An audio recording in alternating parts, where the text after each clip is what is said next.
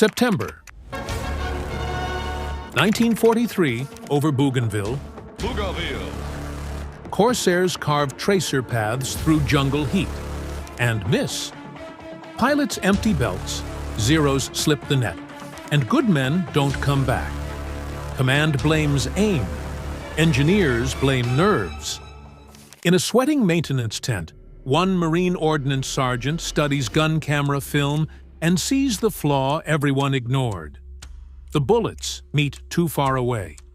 Tonight, he'll break rules, twist steel, and pull convergence in close, turning scatter into a scythe. What follows will change dogfights, save pilots, and rewrite the manual.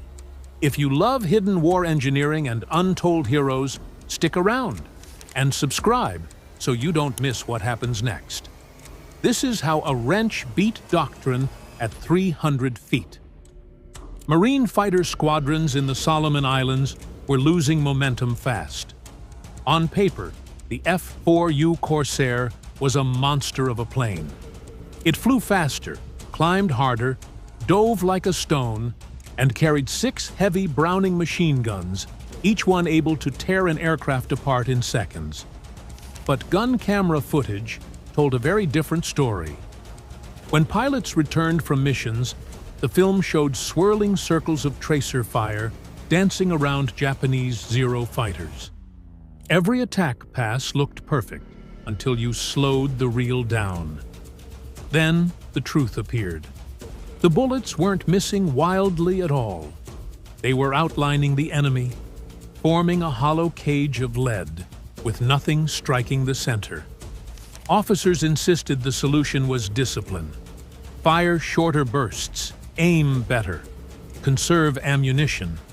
But inside the cockpit, where engines roared and everything blurred past at hundreds of miles per hour, that advice felt useless. Accuracy wasn't the real problem. Something deeper was broken. The place where all those bullet streams were supposed to meet was set far downrange. Factory engineers chose a long convergence distance using calm test conditions. In a clean laboratory, that sounded smart. In a frantic dogfight, it was a disaster. Most kills happened dangerously close, in tight spirals where the enemy flashed across the sight for less than a second. Pilots who hesitated died. Pilots who tried to fight from long range wasted half their ammunition just landing a handful of weak hits. Worse, once those guns went empty, the Zeros returned like wolves. Enemy radio messages even mocked them, saying American bullets spread like rain. Japanese pilots began baiting Corsairs into firing early bursts, then circling behind them once they ran dry. Back on the ground, tired pilots stared at smoked-over gun barrels and empty belts, frustrated and confused. Their instinct said they were doing everything right. The evidence on film said something was fundamentally wrong, and high-ranking officers were too focused on standard procedures to notice the obvious. But far from the briefing rooms and command tents, one quiet ordnance sergeant paid attention.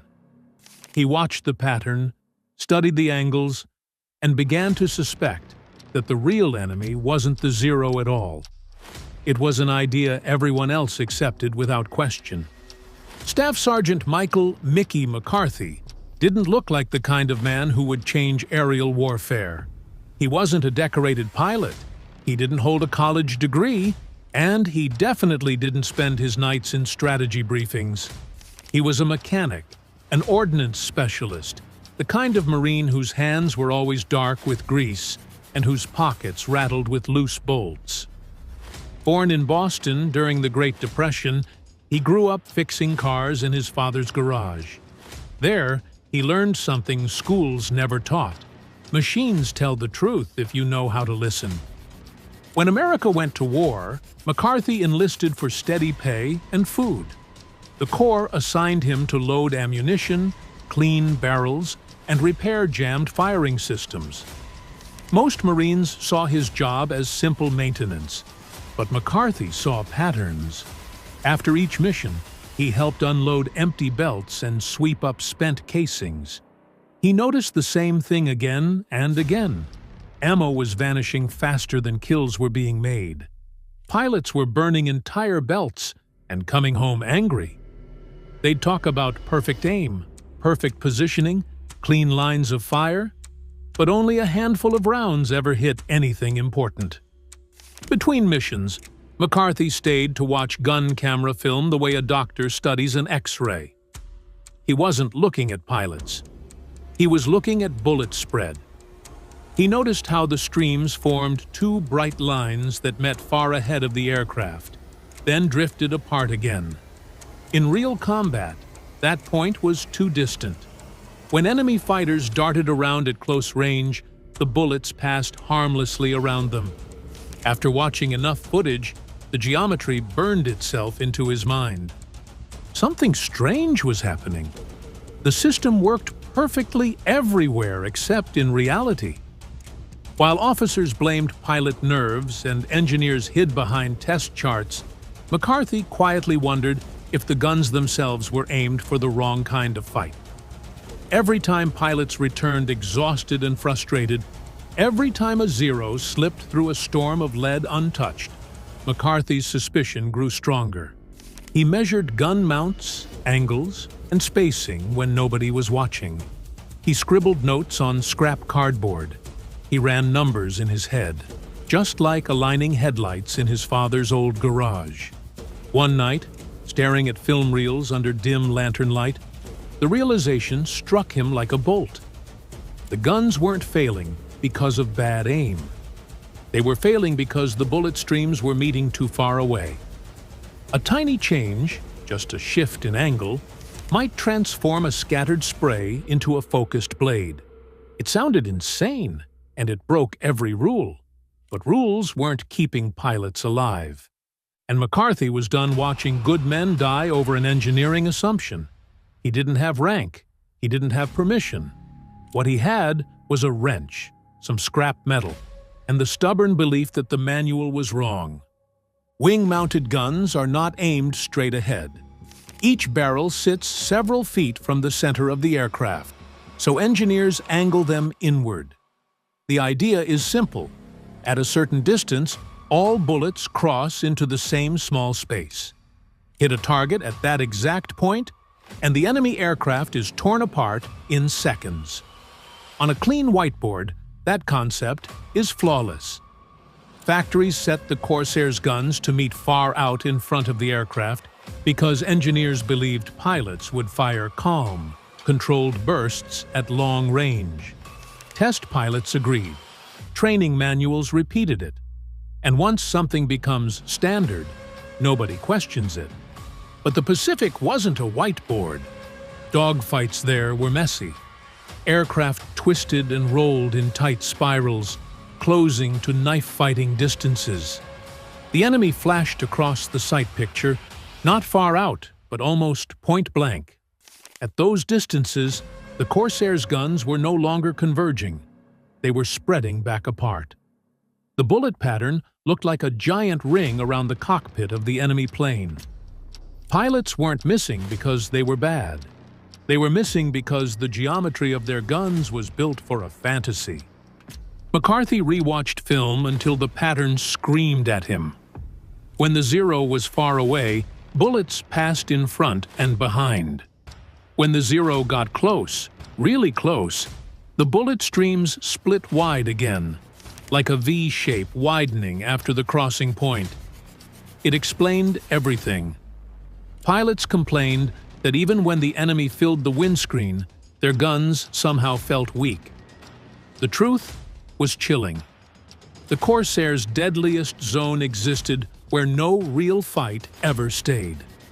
Official memos warned that adjusting convergence closer than 500 feet would stress the gun mounts and crack wing panels. Engineers insisted the metal couldn't handle the recoil. Officers repeated those orders, and pilots accepted them because survival demanded obedience. But McCarthy had a mechanic's eyes. He saw extra thickness in the mount housings. He saw available bracing points near the wing spars.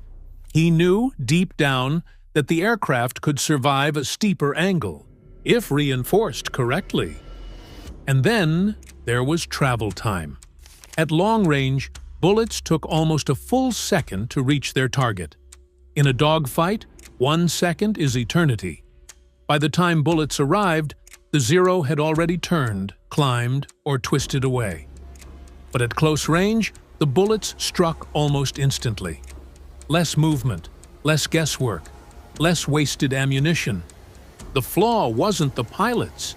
The flaw wasn't the gun. The flaw was distance.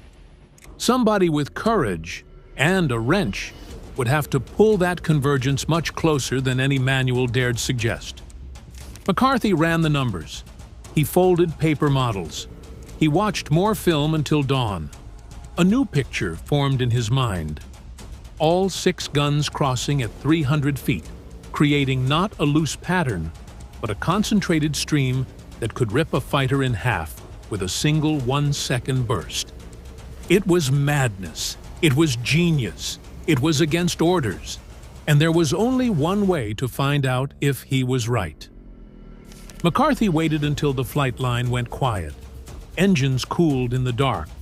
Tools clinked into drawers, and pilots limped back to their tents. Only the ordnance sheds kept their lights burning. He called over 2 trusted crewmen, men who had swept shell casings off the floor after too many funerals, and rolled one Corsair into the maintenance hangar. It belonged to Captain James Sweat, the pilot who had watched his wingman vanish into jungle smoke days earlier. The factory settings angled each gun gently inward, meeting far downrange. McCarthy planned something far more aggressive. He stripped damaged wing panels for thick steel, cut reinforcement plates by hand, and welded them to the gun mounts. Sparks flew across the deck, lighting the hangar like lightning inside a cave. Sweat dripped into his eyes. Each strike of the welder echoed like defiance. Then came the adjustments. Using a wooden jig built from scrap boards, McCarthy carefully shifted the guns inward until their bullets would cross at 300 feet. It looked wrong, almost crooked, but on paper and on film, it was perfect. Hours passed. The island's humid air clung to the metal. McCarthy tightened bolts until his knuckles bled, then sighted the barrels against a target frame positioned at the exact distance he had calculated. No manuals, no officers, just angles, instinct, and stubborn belief. At dawn, he test-fired into the ocean. The braces held. No cracks, no bending. The guns thundered like approval. When Captain Sweat walked up later that morning, he froze at the sight of the barrels, angled inward like clenched fists. "What did you do to my guns?" he asked. McCarthy swallowed hard. He knew one wrong sentence could end his career. "I brought the fight closer." If this failed, both men risked court-martial. If it worked, they might live to see tomorrow. The test came sooner than anyone expected. Late that morning, alarms rippled across the airfield as spotters reported a mixed force of Japanese fighters and dive bombers sweeping toward Allied positions. Mechanics scrambled, engines roared awake, and pilots sprinted across the coral runway. Captain James Sweat climbed into his Corsair, the only aircraft on the island with guns angled like clenched fists, and taxied out with 3 wingmen beside him. Nobody except McCarthy understood how different this machine really was. The patrol climbed into thick Pacific haze, sunlight flashing off the ocean far below. As they approached Empress Augusta Bay, the dots on Sweat's canopy glass sharpened into shapes. A dozen Zeros weaving protectively around a formation of bomb-laden Betty bombers. It was the kind of engagement that usually favored the enemy. More guns, more planes, more angles of attack. But Sweat didn't hesitate. He pushed the nose down and accelerated into a steep dive. His wingmen fanned out, trying to gain position. The Japanese pilots reacted instantly, peeling off to block him. At 400 yards, Sweat held his fire. His nerves screamed to open up, but McCarthy's voice echoed in his memory. Closer. At 350, he waited still. Wind howled across his canopy. At just under 300 feet, the Zero filled his sight like a bullseye.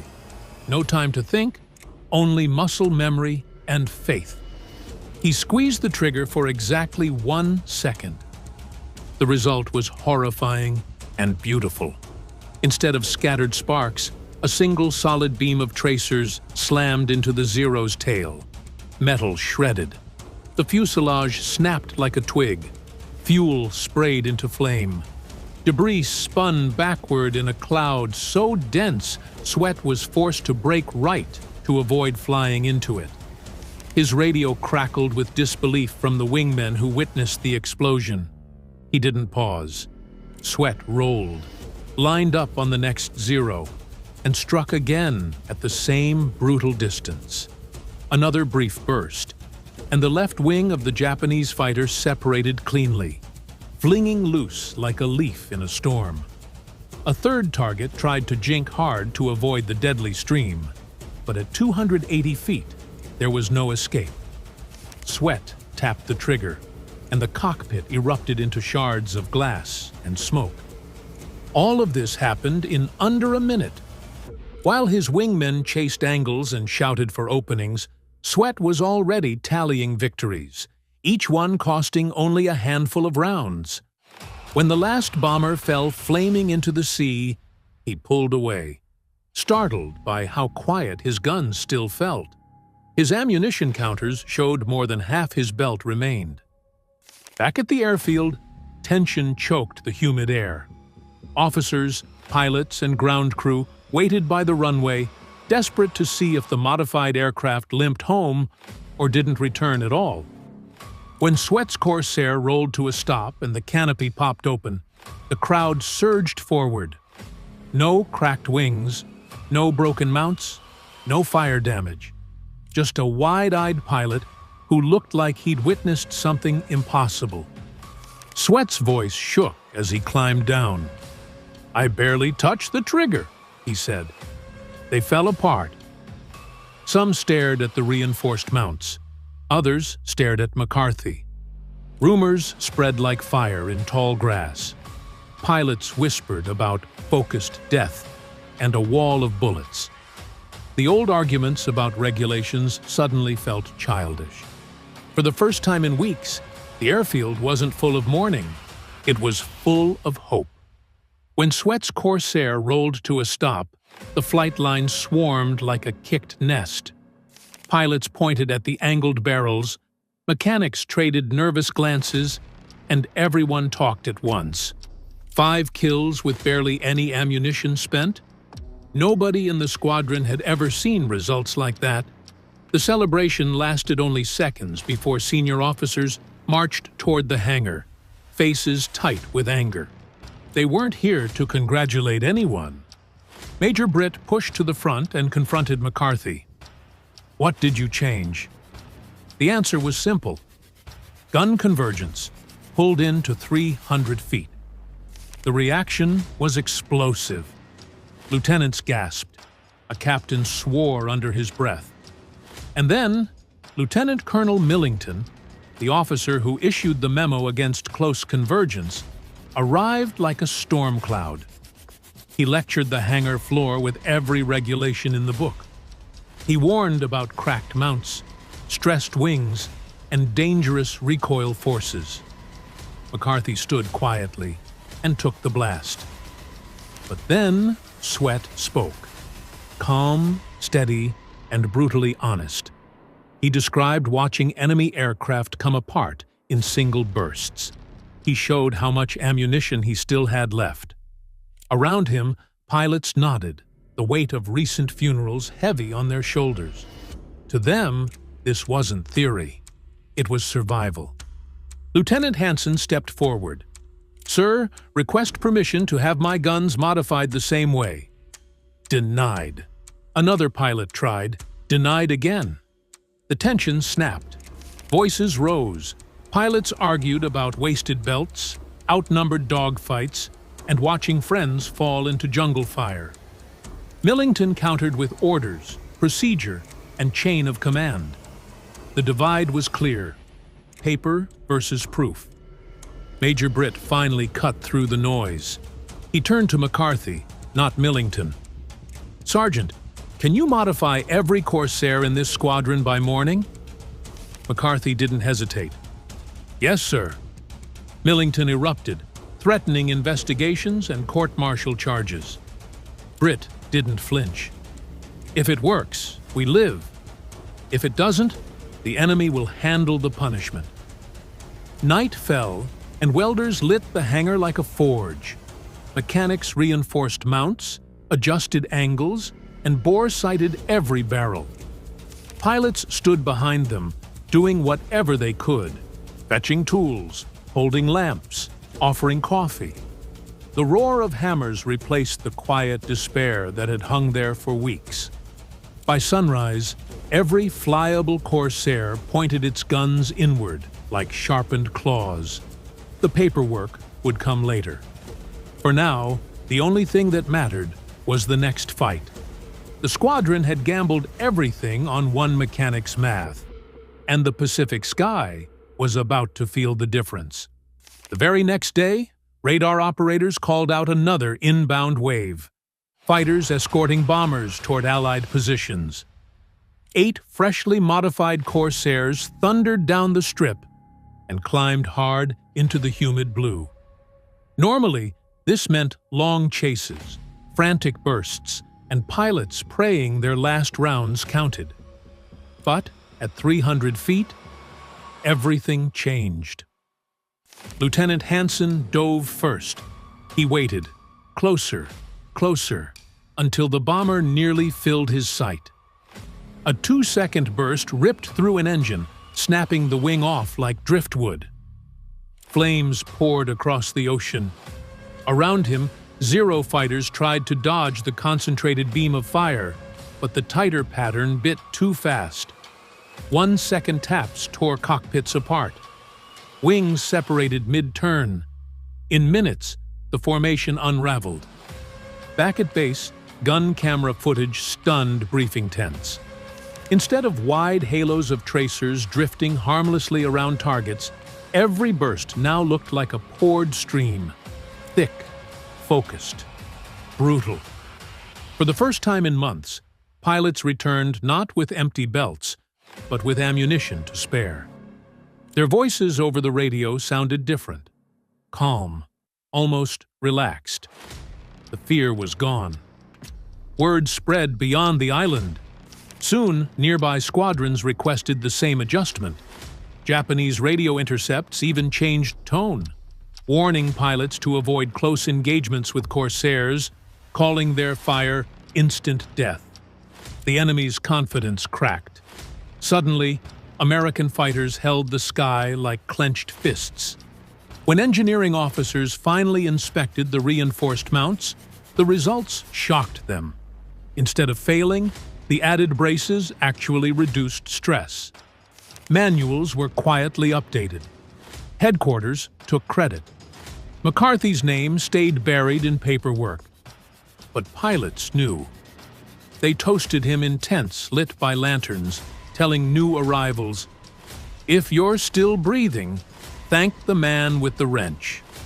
What had started as an unauthorized gamble reshaped the air war. In the Pacific, survival didn't come from obeying every line in the manual. It came from someone willing to tighten 4 bolts and change everything. When the war ended, no spotlight found Staff Sergeant Mickey McCarthy. He went home, fixed cars, and raised a family. His service record never mentioned the modification that saved lives, and headquarters never admitted a mechanic solved what engineers wouldn't. But the pilots remembered. In memoirs and letters, they wrote that concentrated fire turned desperation into dominance, and they credited one man for it. Modern fighter cannons still follow his principle. Aim where real combat happens, not where charts say it should. McCarthy died quietly, without medals or headlines, but every pilot who survived because of that 300-foot convergence carried his legacy into the future. Heroism doesn't always sit in the cockpit. Sometimes it stands in a hangar at midnight, tightening bolts no one else believed in. At 1400 hours on June 19, 1944, Lieutenant Alexander Vratsu pushed his F6F3 Hellcat into a dive, watching 6 Japanese Yokosuka D-4Y dive bombers descend toward Task Force 58. The bombers were 12,000 feet below. Vratsu was 18,000 feet above with altitude advantage and something the Japanese had never encountered before. A water injection system that would boost his engine from 2,000 horsepower to 2,400 horsepower for exactly 5 minutes.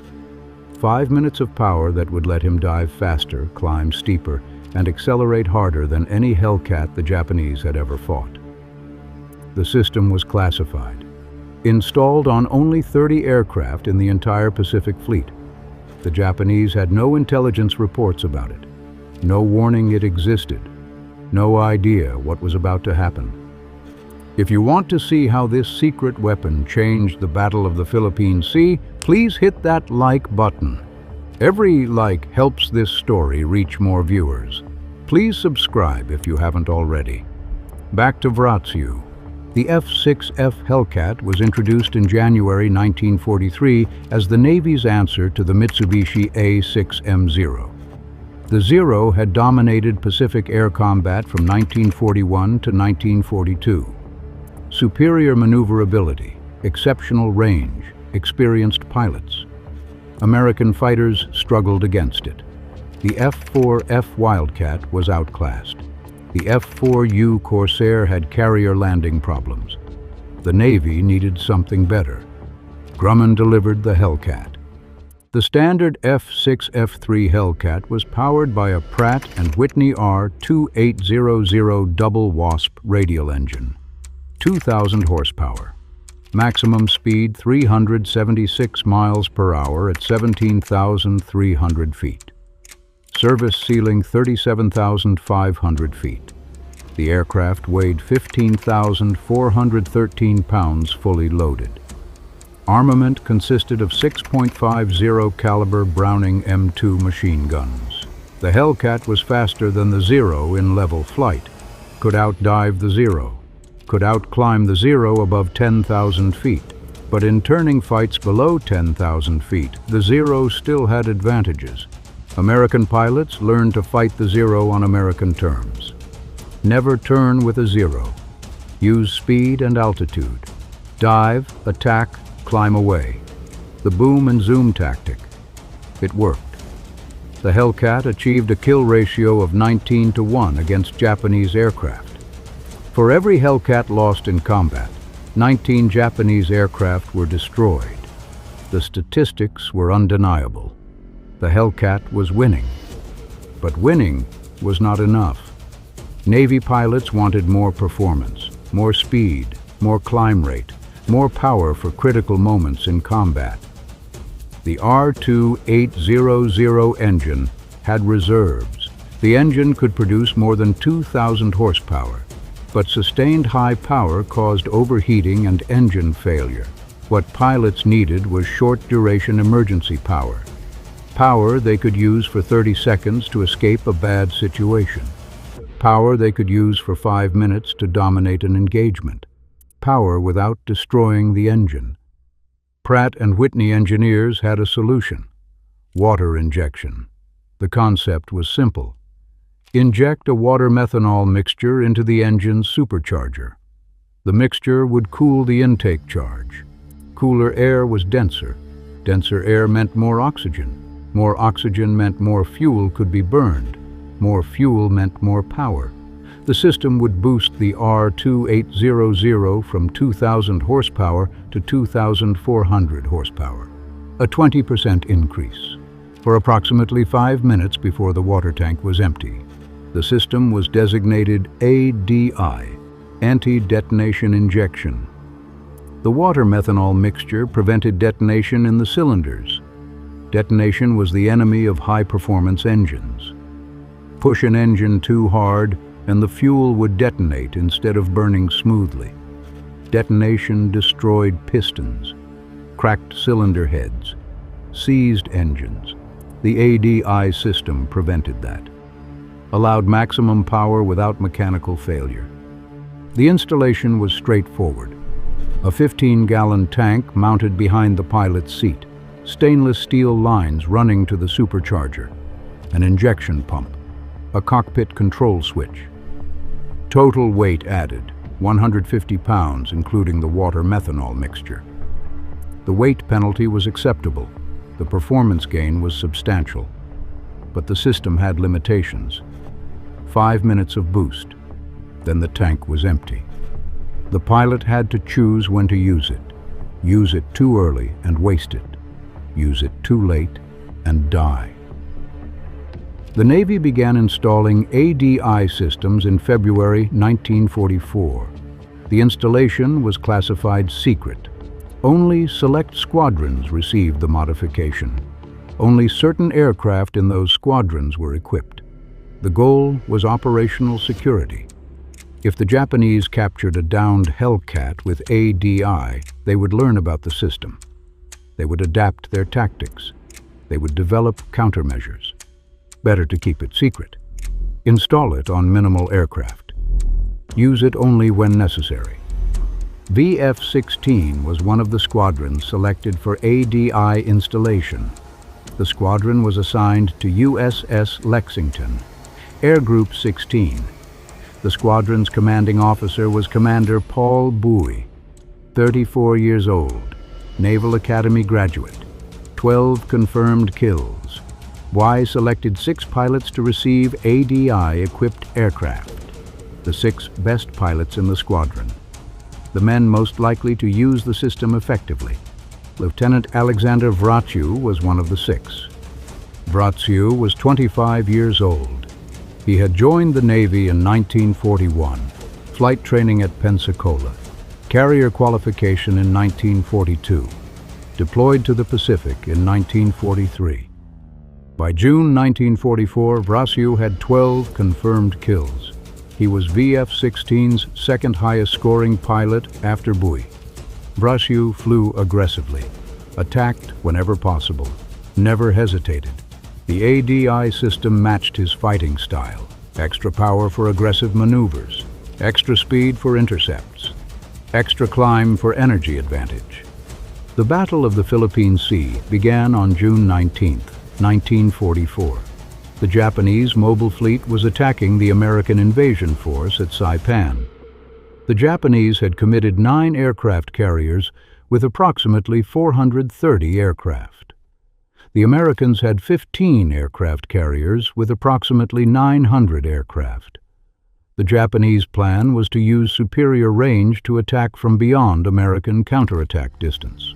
Launch strikes, withdraw, repeat, wear down the Americans through attrition. The first Japanese strike launched at 8:30. 69 aircraft, mostly Zero fighters and Yokosuka D-4Y dive bombers. The strike was detected by American radar at 10 o'clock.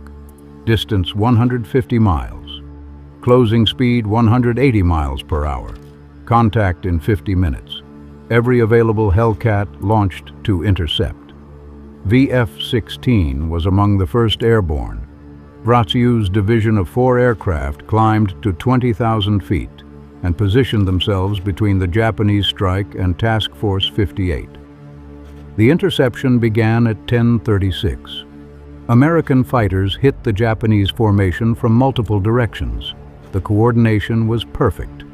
F-6F Hellcats dove from above, climbed from below, attacked from the flanks. The Japanese formation shattered. Zeros tried to protect the bombers. The Hellcats ignored the Zeros and targeted the bombers. The bombers were the threat. Kill the bombers and the strike fails. Vraciu understood this. He ignored 3 Zeros on his left and dove toward a group of 6 D-4Y dive bombers 6,000 feet below. The dive bombers were in a loose formation, heading toward the American carriers. Vratsiu positioned himself 1,000 yards behind the trailing aircraft. He checked his ADI switch. Off. He would not need it yet. The dive was gaining speed naturally. His Hellcat accelerated past 400 miles per hour. The first dive bomber grew larger in his gun sight. Vratsiu fired a 2-second burst from 300 yards. The 6.50 caliber machine guns converged on the bomber. The aircraft exploded. 1 down, 5 remaining. Vratsiu pulled up from the attack and repositioned. The remaining 5 bombers had scattered. 2 were diving toward the sea, trying to escape. 3 were turning back toward their carrier. Vratsiu chose the 3.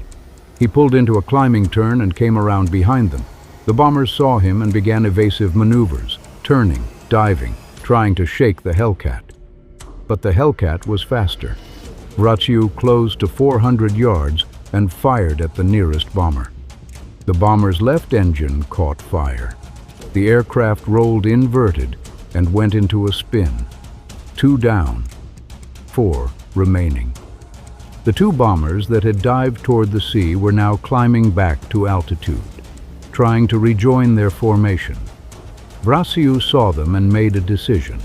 He would intercept both before they could gain altitude. The geometry was tight.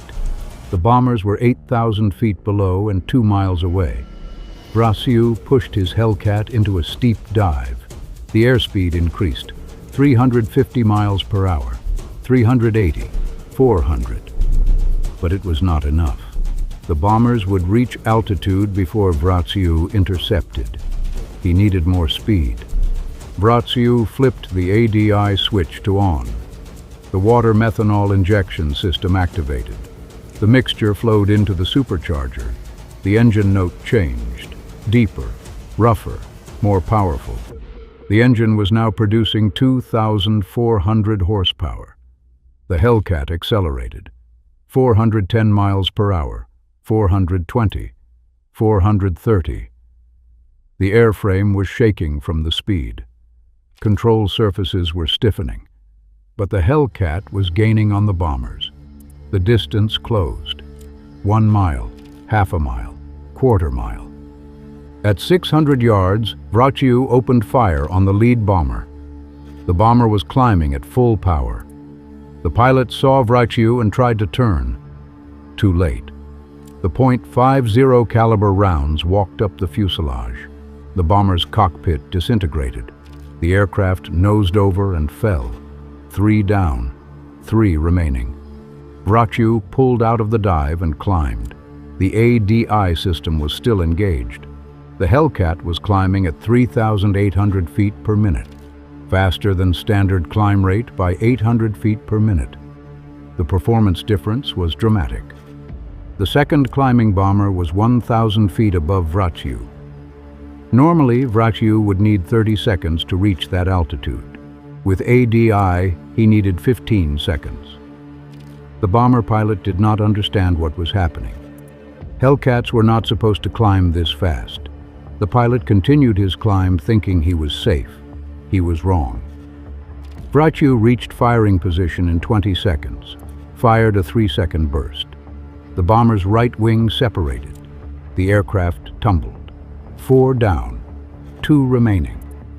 The final 2 bombers were the 3 aircraft that had turned back earlier. They were now 10 miles away, heading toward their carrier. Vratsiu checked his fuel. Adequate. He checked his ammunition. Approximately 800 rounds remaining.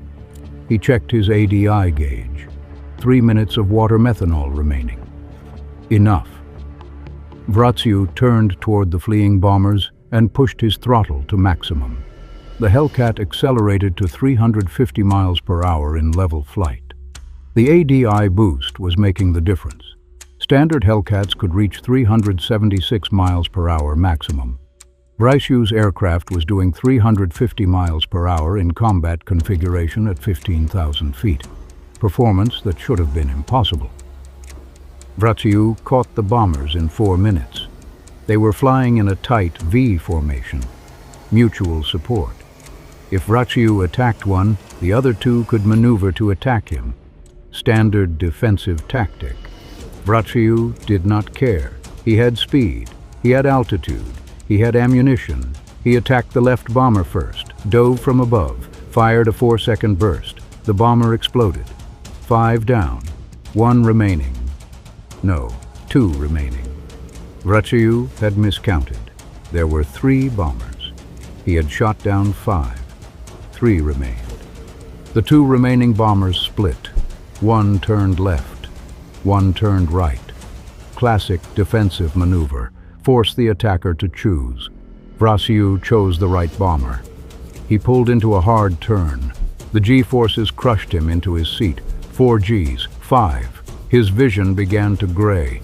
He eased the turn slightly. The graying stopped. He was on the bomber's tail at 400 yards. He fired. The bomber's tail section came apart. The aircraft went into a flat spin, 6 down, 1 remaining. The final bomber was diving for the sea, maximum speed, trying to escape. Ratsiu followed. The Hellcat dove faster than the bomber. The distance closed. 800 yards, 600, 400. Ratsiu fired his last burst. His guns ran dry after 2 seconds. The rounds hit the bomber's engine. Smoke poured from the cowling. The bomber continued descending. Ratsiu pulled up and watched. The bomber hit the water at 300 miles per hour. The impact disintegrated the aircraft. 7 down. No, 6, Ratsiu recounted. He had shot down 6 aircraft. 6 confirmed kills in 8 minutes. A new Navy record for a single engagement. Ratsiu turned back toward Task Force 58. His fuel was low. His ammunition was gone. His ADI tank was empty. He had used all 5 minutes of boost. The system had worked exactly as designed. Extra speed for interception. Extra climb for positioning. Extra power for pursuit. The performance advantage had been decisive. 6 Japanese bombers destroyed. 0 American ships hit. The ADI system had proven its value. The Japanese pilots who survived the engagement reported something strange. American Hellcats performing beyond expected parameters, climbing faster than normal, diving faster than normal, accelerating harder than normal. Japanese intelligence analyzed the reports, concluded the Americans had introduced a new fighter variant. No other explanation made sense. The intelligence assessment was partially correct. The Hellcats were performing differently, but they were not new aircraft. They were standard F6F3S with a hidden modification, a modification the Japanese would not fully understand until after the war. The Battle of the Philippine Sea continued for 2 more days. American fighters destroyed approximately 600 Japanese aircraft. The Japanese lost 3 carriers. The Americans lost 123 aircraft, mostly to operational causes. Fuel exhaustion, night landing accidents, mechanical failures. Combat losses were minimal. The American victory was overwhelming. Japanese naval aviation was effectively destroyed. The carriers that survived had no trained pilots, no aircraft to replace losses, no ability to threaten American forces. The ADI-equipped Hellcats were credited with 47 confirmed kills during the battle. 30 aircraft with water injection destroyed 47 enemy aircraft without losses. The performance advantage was measurable. ADI-equipped Hellcats achieved higher kill ratios than standard Hellcats. The difference was not enormous. Standard Hellcats were already achieving 19-to-1 kill ratios. ADI Hellcats achieved approximately 23-to-1. But in combat, every advantage matters. Every percentage point of performance can mean the difference between shooting down the enemy and being shot down. The Navy expanded the ADI program after the Philippine Sea. More squadrons received the modification. More aircraft were equipped. By August 1944, approximately 200 Hellcats had ADI systems. By the end of the war, approximately 1,000 aircraft had been modified. The modification remained classified throughout the war. Operational security was maintained. The Japanese never captured an ADI-equipped aircraft intact, never learned the system's specifications, never developed effective countermeasures. Vrasyu's 6-kill mission became legendary. Navy pilots called it the perfect interception, perfect positioning, perfect gunnery, perfect use of the aircraft's capabilities. Vrasyu attributed his success to 3 factors: training, experience, and the ADI system. He later said the water injection gave him confidence to attack aggressively, confidence that his aircraft could outperform the enemy, confidence that he could catch any target, confidence that translated into kills. Vrasyu survived the war with 19 confirmed kills. He was the Navy's 4th highest scoring ace. He received the Navy Cross, the Distinguished Flying Cross, the Air Medal with stars. After the war, Vrasyu remained in the Navy, flew jets, commanded squadrons, retired as a commander in 1963. He lived until 2015, died at age 96. His 6-kill mission on June 19, 1944 remained his most famous achievement. The mission that demonstrated what Hellcats could do when pushed to their limits. The ADI system was not unique to the Hellcat. The P-47 Thunderbolt used water injection. The P-51 Mustang experimented with it. The British Spitfire used a similar system. But the Hellcat's ADI was the most extensively used in the Pacific, the most successful in combat, the most influential on the air war's outcome. The system gave American pilots an edge in critical moments, moments when performance mattered most, moments when survival depended on having more power than the enemy expected. Post-war analysis revealed the psychological impact of the ADI system. Japanese pilots who encountered ADI-equipped Hellcats reported confusion and demoralization. The Hellcats were performing beyond known parameters, climbing faster than intelligence reports indicated, diving faster than combat experience suggested, accelerating harder than previous engagements demonstrated. The Japanese pilots lost confidence in their intelligence, lost confidence in their tactics, lost confidence in their ability to predict American capabilities. That psychological advantage was as important as the performance advantage. The secrecy surrounding the ADI system was maintained through careful operational security. Pilots were briefed on the classification, told not to discuss the system on the radio, told not to mention it in letters home, told not to describe it in combat reports unless absolutely necessary. The security worked. Japanese intelligence never identified the ADI system specifically, never understood that a simple water methanol injection was creating the performance difference, never realized that defeating the system was as simple as forcing American pilots to exhaust their water tanks. 5 minutes of boost. Then the advantage disappeared. But 5 minutes was enough. Combat engagements rarely lasted longer than 5 minutes. Most dogfights were over in 2 minutes. Bomber intercepts took 3 to 4 minutes. 5 minutes of maximum performance covered the critical period.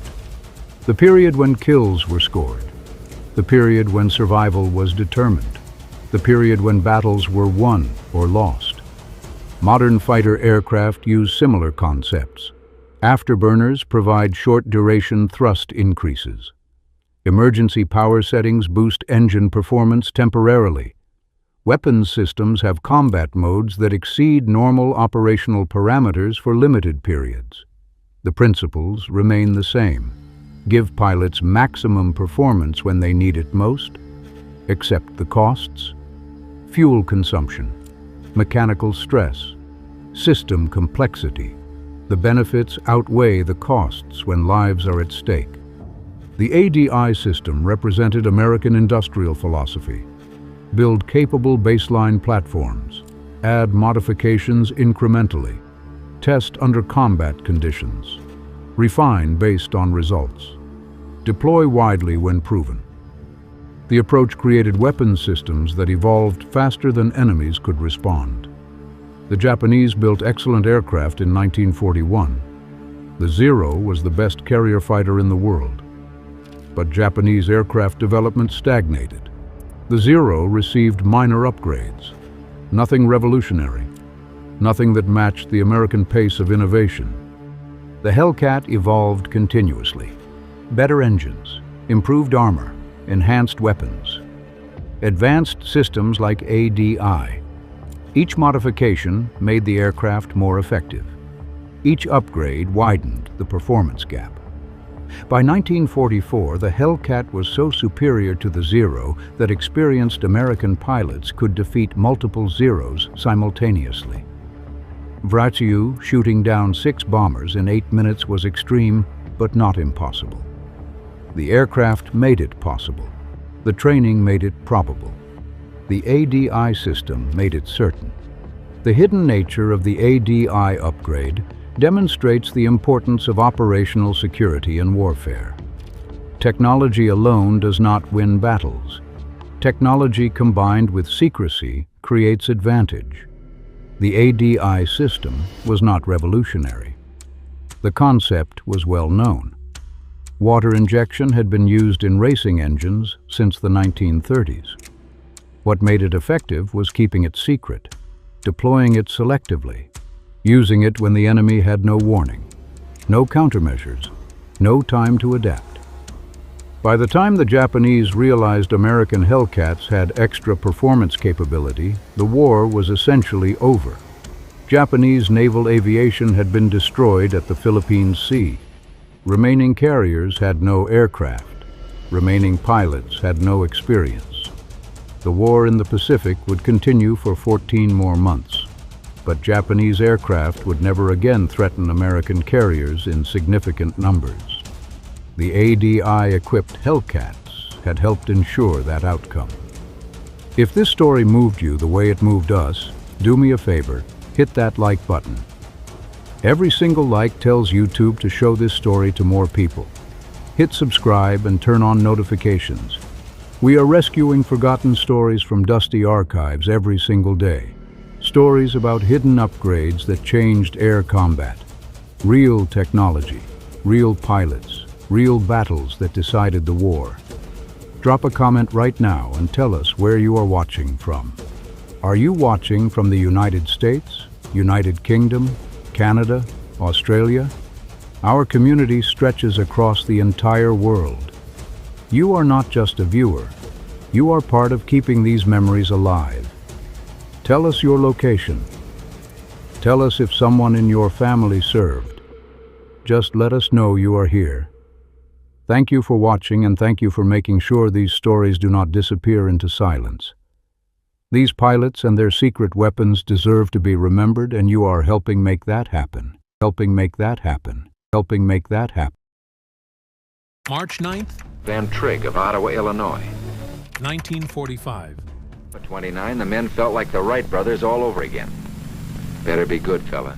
A B-29 Super Fortress named Shady Lady limps back toward Saipan with 76 bullet and shrapnel holes punched through her fuselage, 2 engines dead, hydraulics failing, fuel leaking.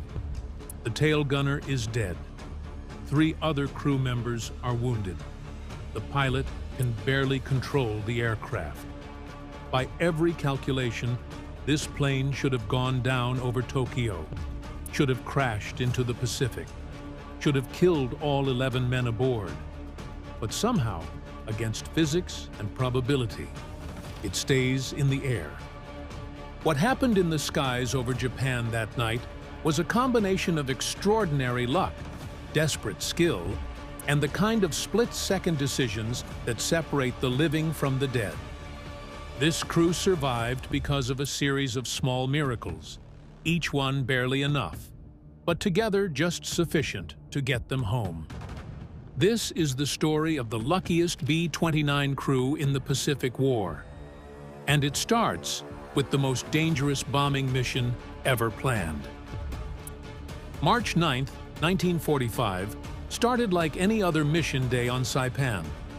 334 B-29 superfortresses prepared for takeoff. Their target, Tokyo. But this wasn't going to be a normal high-altitude precision bombing raid. This was going to be something entirely different and infinitely more dangerous. General Curtis LeMay had made a radical decision. He'd ordered his B-29s to fly low, really low, between 5,000 and 7,000 feet, instead of the usual 25,000 to 30,000. And they'd carry incendiary bombs instead of high explosives.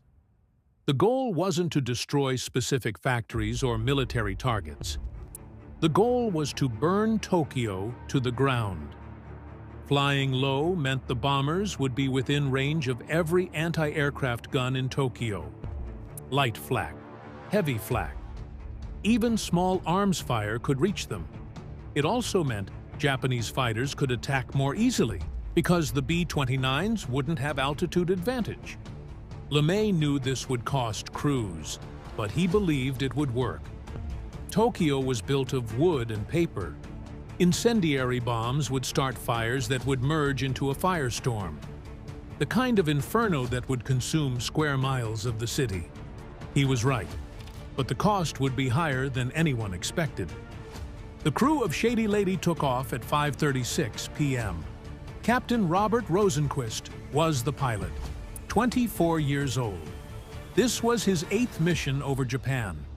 He'd flown through flak before, dodged fighters, brought his crew home safely every time. But he'd never flown a mission like this. The B-29 Superfortress was the most advanced bomber in the world. 4 massive engines, pressurized cabin, remote-controlled gun turrets, ranged to fly from the Marianas to Japan and back. It could carry 20,000 pounds of bombs. It was supposed to be invulnerable at high altitude. But tonight, they wouldn't be at high altitude. They'd be down where the Japanese could kill them. Rosenquist's crew consisted of 11 men. Co-pilot First Lieutenant James Mitchell. Navigator Captain Donald Farrell. Bombardier Second Lieutenant Raymond Hall. Flight Engineer Master Sergeant Gerald Robinson. Radio Operator Technical Sergeant William Chen. Radar Operator Technical Sergeant Frank Sullivan. And 5 gunners, Staff Sergeants Thomas Ryan, Edward Morrison, Joseph Majeski, Carl Barthold, and Robert Klein. 11 men, 1 aircraft, about to fly into the most heavily defended airspace on Earth. The flight to Tokyo took 6 hours. 334 bombers spread out over hundreds of miles of ocean. Radio silence, navigation by dead reckoning and star sights. Each crew alone with their thoughts about what was coming. As they approached the Japanese coast, Rosenquist could see the glow on the horizon. Tokyo was already burning. The first wave of B-29s had dropped their incendiaries 30 minutes earlier. The fires were spreading. That glow meant the bombing was working. It also meant every anti-aircraft gun in Tokyo was ready and waiting. Every searchlight was scanning the sky. Every fighter pilot was in the air hunting for bombers. Rosenquist was flying into hell. And he knew it. The first indication of trouble came when Shady Lady crossed the coast. Searchlights immediately locked onto the bomber. 6 beams, then 10, then more. The aircraft was illuminated like daylight. Rosenquist couldn't see anything outside the cockpit except blinding white light. Anti-aircraft fire started immediately, not the distant puffs you could dodge. This was close, point-blank range, heavy flak bursting all around them. The aircraft shook from near misses. Shrapnel rattled against the fuselage like hail on a tin roof. Mitchell, the co-pilot, started calling out flak bursts. Left side, close. Right side, very close. Above us, Jesus. That was close. Rosenquist threw the bomber into evasive maneuvers. Not aggressive ones. You couldn't do that in a B-29 loaded with bombs. Just enough movement to make the plane harder to hit. Slight banks, small altitude changes. Anything to throw off the predictors calculating where to aim. Below them, Tokyo was an ocean of flame. The incendiary bombs were working beyond anyone's expectations. Fires had merged into a massive firestorm covering square miles. The heat was so intense that Rosenquist could feel it in the cockpit, 6,000 feet above the city. Thermal updrafts bounced the heavy bomber around like a toy. Navigator Farrell called out the approach to the target. Bombardier Hall prepared to release their load. Just a few more minutes, and they could turn for home. That's when the fighters hit. Japanese Army Ki-45 Toryu fighters, twin-engine interceptors specifically designed to kill B-29s. They'd been waiting above the bomber stream, and now they dove to attack. The first fighter came from above and behind, the classic attack angle. Tail gunner Klein saw him coming and opened fire with his twin 50 caliber machine guns. Tracers streaked through the night. The fighter pulled off without firing. But he'd been a distraction. Two more fighters attacked simultaneously from different angles. One from the left side, one from the right. Both opened fire before the gunners could track them. 20mm cannon shells and machine gun bullets ripped into Shady Lady's fuselage. The sound was incredible. Not individual impacts, but a continuous roar as dozens of rounds tore through aluminum skin. The left waist gunner, Sergeant Morrison, was hit in the shoulder. He screamed over the intercom. The right waist gunner, Sergeant Majeski, fired back at the fighter on his side. But the Japanese pilot was already gone, diving away into the darkness. Rosenquist felt the controls shudder.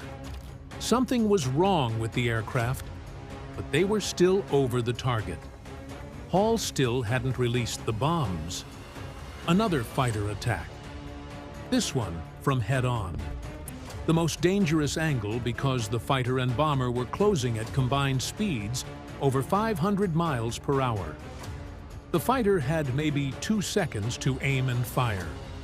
Hall, in the nose, watched him come. The fighter's guns lit up. Tracers rushed toward them. Impacts throughout the nose section. Plexiglass shattered. Equipment exploded. Hall ducked as bullets cracked past his head. One round went through the navigation desk, missing Farrell by inches. Another hit the radar equipment, showering Sullivan with sparks and debris. The fighter flashed past, missing them by what felt like feet. Hall recovered and hit the bomb release. 20,000 pounds of incendiaries dropped into the inferno below. Shady Lady, suddenly lighter, jumped upward. Rosenquist immediately banked left and dove, trying to get out of the searchlights and flak. The bomber accelerated as it descended. 300 miles per hour, 320. The airframe groaned under the stress. That's when flight engineer Robinson called out the worst news possible. Number 3 engine is on fire. Losing oil pressure on number 4. We've got fuel leaks in the left wing. One engine burning. A second failing. Fuel leaking. Probably from bullet holes in the tanks. And they were still over Tokyo, with 1,500 miles of ocean between them and Saipan. Robinson didn't wait for orders. He immediately activated the fire suppression system for engine number 3. CO2 flooded the engine compartment. The fire went out, but the engine was dead. Just a 2,000-pound hunk of destroyed metal creating drag. Engine number 4 was still running, but losing power. Oil pressure dropping meant bearing failure was imminent. If that engine seized, It could tear itself apart and damage the wing structure. Robinson began the shutdown procedure. 2 engines out on the left side. Shady Lady immediately wanted to roll left and dive. Rosenquist and Mitchell both stood on the right rudder pedal, fighting to keep the bomber level. The control yoke required both men's strength to hold steady, but at least they were out of the searchlights. The bomber had descended into the darkness below the main flak belt. Japanese fighters were still up there, hunting other B-29s. For the moment, Shady Lady was alone. Farrell plotted a course for Saipan. 1,500 miles. 6 hours of flying time if they could maintain 250 miles per hour. But could they? With 2 engines out, the B-29 was barely controllable, and they were still losing fuel. Rosenquist tried to assess the damage. The intercom was partially out. Some crew positions couldn't communicate. He sent Robinson back to check on casualties and damage. What Robinson found was horrifying. The tail section had taken a beating. Tail gunner Klein was dead, killed by a 20mm shell that had penetrated the tail turret. His body was slumped over his guns. Morrison, the waist gunner, was wounded but conscious. Shoulder wound, painful but not immediately life-threatening. Majeski, the other waist gunner, was helping him with first aid. The fuselage was shot full of holes. Robinson counted quickly. 20, 30, 50. He stopped counting. Holes everywhere. Some the size of fists. Moonlight streamed through the perforations. Wind howled through the damaged sections. Electrical systems were damaged. Hydraulic lines were cut. Fuel was definitely leaking from the left wing tanks. He could smell aviation gas in the fuselage. One spark and the whole aircraft could explode. Robinson reported back to Rosenquist. The news wasn't good, but it also wasn't a death sentence. Yet. The critical systems were still functioning. They had enough fuel to maybe reach Saipan if they could maintain altitude and speed. The 2 right-side engines were running strong. The question was whether the damaged left wing could handle the stress, whether the airframe could survive 6 more hours of flight with massive structural damage, whether another system would fail before they reached safety. Rosenquist made the decision. They were going home. No ditching unless absolutely necessary. No bailing out over the Pacific. They'd fly this crippled bomber back to Saipan or die trying. The crew started the long process of trying to stabilize the aircraft. Farrell calculated fuel consumption rates and determined they might, just barely, have enough to make it. Sullivan tried to repair the damaged radio to call for help. Hall helped Morrison with his wounds. Meanwhile, Rosenquist and Mitchell fought the controls. The B-29 wanted to roll left constantly. The 2 men took turns, one flying while the other rested for a few minutes, then switching. Neither could fly it alone for more than 10 minutes without exhaustion. They descended to 3,000 feet. Lower altitude meant denser air and better lift from the damaged wing. It also meant they were flying just barely above the ocean with no margin for error. If they lost another engine, they'd hit the water within seconds. Behind them, Tokyo burned. The firestorm was visible for over 100 miles. It would kill over 100,000 Japanese civilians and destroy 16 square miles of the city. Operation Meeting House would become the single deadliest air raid in human history. But Rosenquist wasn't thinking about that. He was thinking about keeping his crew alive for 6 more hours. Hour 1. The adrenaline started to fade. The reality of their situation set in.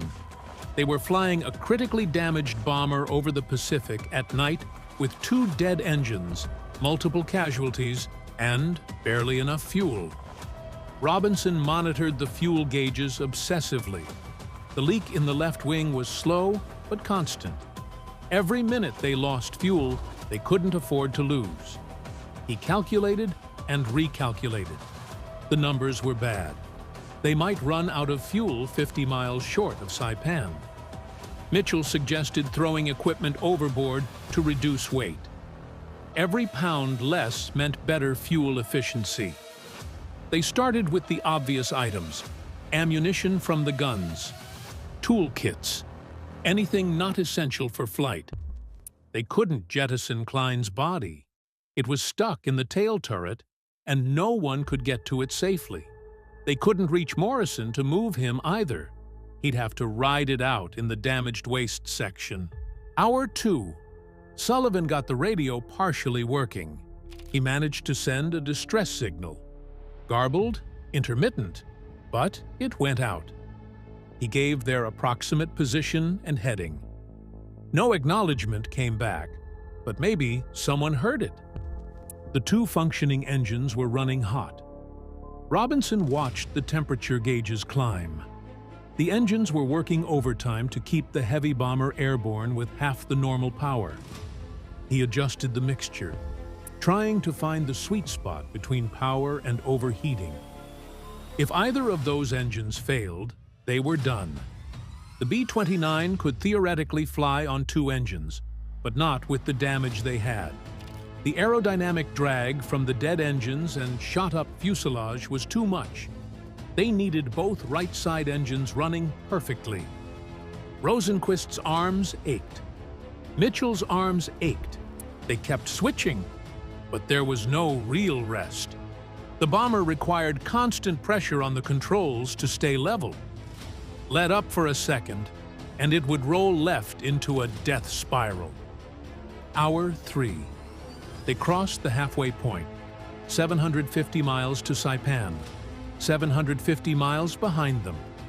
No turning back now, even if they wanted to. They were committed. The fuel situation got worse. Robinson's calculations showed they'd run dry about 30 miles from Saipan. Close enough to see the island, not close enough to reach it. He told Rosenquist. Rosenquist asked if there was anything they could throw overboard. Robinson said they'd already tossed everything non-essential. The only things left were the crew and their survival gear. Mitchell suggested they could ditch near Saipan and hope the air-sea rescue picked them up. Rosenquist rejected that. Ditching a B-29 at night was nearly impossible. The bomber would probably break apart on impact. Better to fly until the engines quit and then deal with it. Hour 4. The crew was exhausted. Combat, adrenaline, physical exertion, stress. Everyone was running on fumes, literally and figuratively. Conversation on the intercom stopped. Everyone focused on their own survival tasks. Morrison's shoulder wound had stopped bleeding, but he was in significant pain. Hall checked on him periodically, but there wasn't much to do except wait. Majeski stayed with him, trying to keep him comfortable. The night dragged on. Moonlight on the ocean below. Stars above. The endless drone of the 2 remaining engines. Time distorted. Minutes felt like hours. Rosenquist developed a method to stay alert. He'd count to 100, then check the instruments. Count to 100 again. Check instruments. The repetition kept him focused, prevented his mind from wandering into dangerous territory like how tired he was, or what would happen if they didn't make it. Hour 5. Robinson announced they'd passed the point of no return for fuel. Even if they turned around, they couldn't make it back to Iwo Jima, the emergency landing field halfway to Japan. Forward was the only option. Sullivan continued trying to raise Saipan on the radio. Intermittent contact, broken transmission. He managed to relay that they were inbound with casualties and critical damage. The response was garbled, but seemed to indicate they'd been heard. Farrell calculated they were 300 miles from Saipan. 1 hour at current speed. If the fuel lasted, if nothing else broke, if the engines kept running. Those were big ifs. Hour 6 started with the right outboard engine, number 4, beginning to fail. Not catastrophically, just a gradual loss of power. Oil pressure dropping, temperature climbing. The engine that had been running perfectly for 5 hours was finally showing the strain. Robinson tried everything. Adjusted mixture, changed RPM. Nothing helped. The engine was slowly dying. They might have 10 minutes before it quit completely. Rosenquist did the math. If they lost that engine, they'd be down to 1 engine on the right side and 2 dead engines on the left. The asymmetric thrust would be impossible to control. They'd roll inverted and crash. He asked Farrell for distance to Saipan. 200 miles. 40 minutes at current speed. The engine wouldn't last 40 minutes. Mitchell suggested increasing speed. Use the dying engine's remaining power to get closer to Saipan before it failed. The increased speed would burn more fuel, but if they were going to crash anyway, might as well get as close as possible. Rosenquist agreed. He pushed the throttles forward. The 2 functioning engines roared. Airspeed increased. 260 miles per hour, 280. The airframe shook from the stress. More rivets popped. More panels tore loose. But they were covering ground faster. The fuel gauges were nearly on empty. Robinson couldn't calculate accurately anymore because the tanks were so low, the fuel was sloshing around. They might have 20 minutes of fuel. Might have 5. The dying engine's temperature gauge went into the red. Oil pressure down to almost nothing. Metal grinding on metal inside the engine cowling. The propellers started to slow. Not windmilling freely, but dragging. Creating massive drag. 100 miles to Saipan. 20 minutes. Could they make it? The engine seized. Number 4 stopped completely. The propeller locked in place, creating a massive air brake. The B-29 lurched left. Rosenquist and Mitchell both fought the controls. The single remaining good engine, number 1 on the far left, was now carrying the entire aircraft. This should have been impossible. A B-29 could not fly on 1 engine, not with battle damage, not overloaded. The aircraft should have rolled inverted immediately. But somehow it didn't. Rosenquist and Mitchell, using every ounce of strength, held the bomber level. They couldn't climb, could barely hold altitude, but they were still flying. Farrell called out distance: 75 miles, 50 miles, 25 miles. Sullivan finally got clear radio contact with Saipan. He told them they were coming in on 1 engine with multiple casualties. Emergency vehicles needed on the runway. The tower acknowledged. They were cleared for straight-in approach on any runway. Everything else was being diverted, 10 miles out. They could see the island. The runway lights were on, blazing bright in the darkness. The most beautiful sight any of them had ever seen. 5 miles. The fuel gauge was reading completely empty. The engine should have quit already. It was running on vapors in the fuel lines.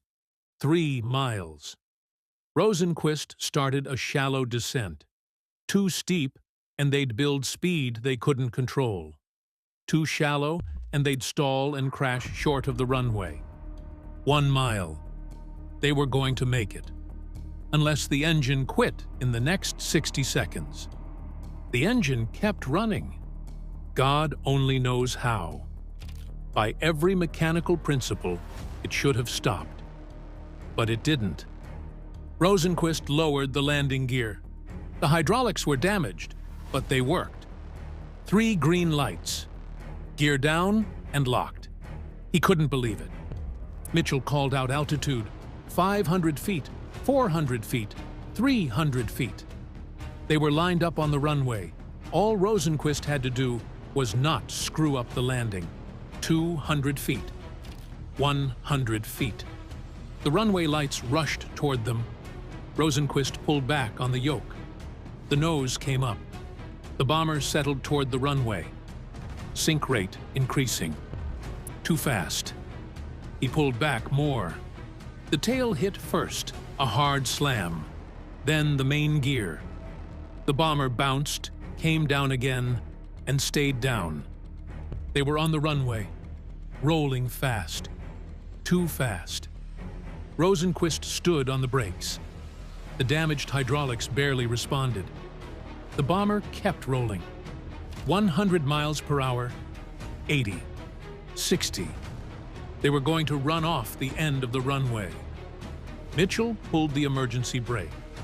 Metal screeched. The bomber slewed left, tires smoking. 40 miles per hour, 20, 10. They stopped.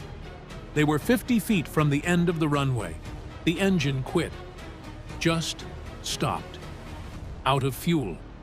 If they'd been in the air, they would have crashed. But they were on the ground. Safe.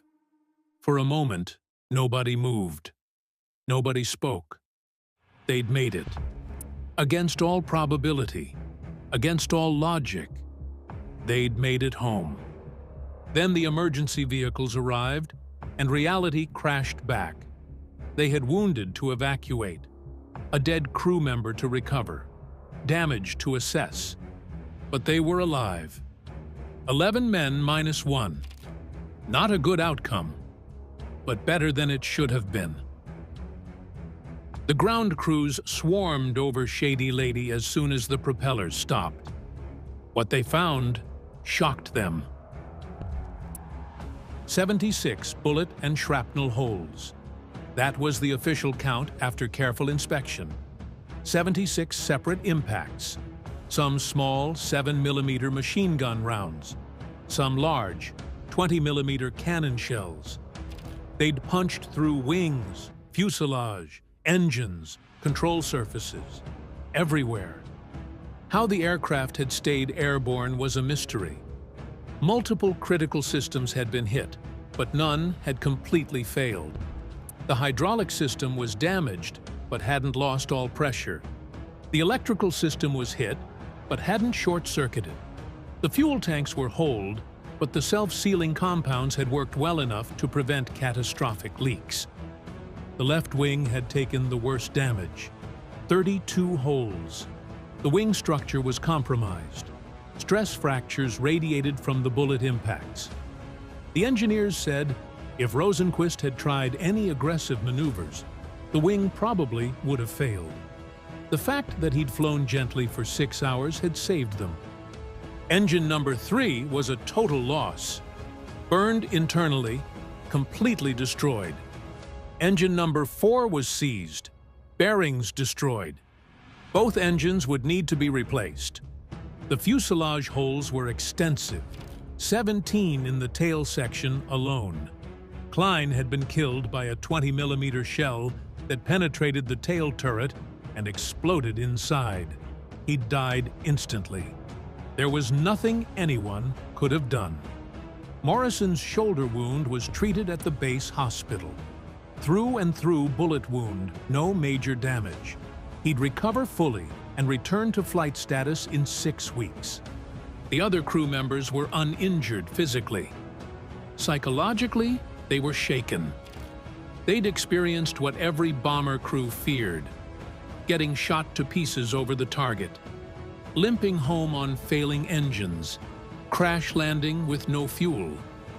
Rosenquist was recommended for the Distinguished Flying Cross. His flying had saved the crew. The citation noted his exceptional skill in controlling a severely damaged aircraft for over 6 hours and executing a successful emergency landing on one engine. The entire crew received air medals for the mission. Sullivan got special recognition for keeping the radio working despite extensive damage. Robinson got recognition for his damage control efforts that kept the remaining engines running. But the real hero was the aircraft. Shady Lady had taken incredible punishment and kept flying. The B-29 was designed to be tough, but this exceeded anything the engineers had anticipated. The aircraft was repairable. It would take 2 months and essentially a complete rebuild, but the airframe was sound enough to return to service. Shady Lady would fly 19 more combat missions before the war ended. Of the 334 B-29s that attacked Tokyo that night, 14 were lost. Most to fighters and flak over the target. Several to mechanical failures on the way home. Shady Lady was one of many aircraft that came home damaged. But few took as much damage and survived. The official report called it the most extensively battle-damaged B-29 to successfully return to base during the Marianas Campaign. Rosenquist and his crew flew more missions. They completed their tour of duty and went home. All of them survived the war. They'd used up their luck on March 9, 1945, but luck had been enough. March 1942. Inside Bell Aircraft's roaring factory, a test pilot drops his wrench and refuses to fly the brand-new fighter sitting under bright hangar lights. Again, the Aerocobra's sleek nose cannon and futuristic layout promised revolution, but rumors whispered something darker. Engine fires behind the cockpit, violent vibrations, deadly stalls. American pilots avoided it. British pilots canceled orders. And still, workers labored non-stop to build a fighter no one wanted. What followed became one of World War II's strangest transformations. Subscribe for more forgotten aviation stories just like this. The Bell Aerocobra arrived at the worst possible moment to be misunderstood. In early 1942, American military planners were scrambling to put fighters into the sky as fast as factories could stamp metal. Assembly lines thundered day and night, workers riveted in shifts that blurred together, and every new aircraft was treated like a lifeline. So when the P-39 rolled out gleaming beneath hangar lights, engineers expected applause. Its design seemed radical in all the right ways. A cannon in the nose, a perfectly balanced mid-mounted engine, and modern tricycle landing gear that promised smooth ground handling. On schematics, it looked brilliant. On the shop floor, it looked dangerous. Pilots whispered about the long drive shaft spinning directly beneath their seats, vibrating like a jackhammer at high RPM. They didn't trust the idea of a fire starting behind them, hidden from view until flames licked at their backs. The cockpit doors swung outward like a car. Clever on paper, but terrifying if the canopy jammed during a mid-air bailout. And most damning of all, the Allison engine lacked a turbocharger. Above 12,000 feet, power sagged, climb rate collapsed, and control surfaces became mushy. American doctrine revolved around high-altitude combat, intercepting bombers, defending formations, escorting heavy aircraft far above the clouds. The P-39 couldn't breathe up there. It simply stopped being a fighter. One test report circulated quietly through Army Air Force's headquarters. The evaluator described the Aerocobra's high-altitude behavior as dangerous, adding that pilots risked entering combat already disadvantaged by altitude, speed, and energy. That document alone should have halted production. But wartime urgency had its own momentum. With Pearl Harbor fresh in memory, no commander wanted to shut down a brand-new factory, waste trained labor, or lose months redesigning a replacement. Canceling the program risked political embarrassment and industrial paralysis. Instead, production accelerated. Within weeks, rows of unwanted fighters began filling remote airfields, their olive drab paint still smelling fresh, waiting for pilots who never arrived. American aviators quietly swapped assignments. British evaluation teams canceled orders.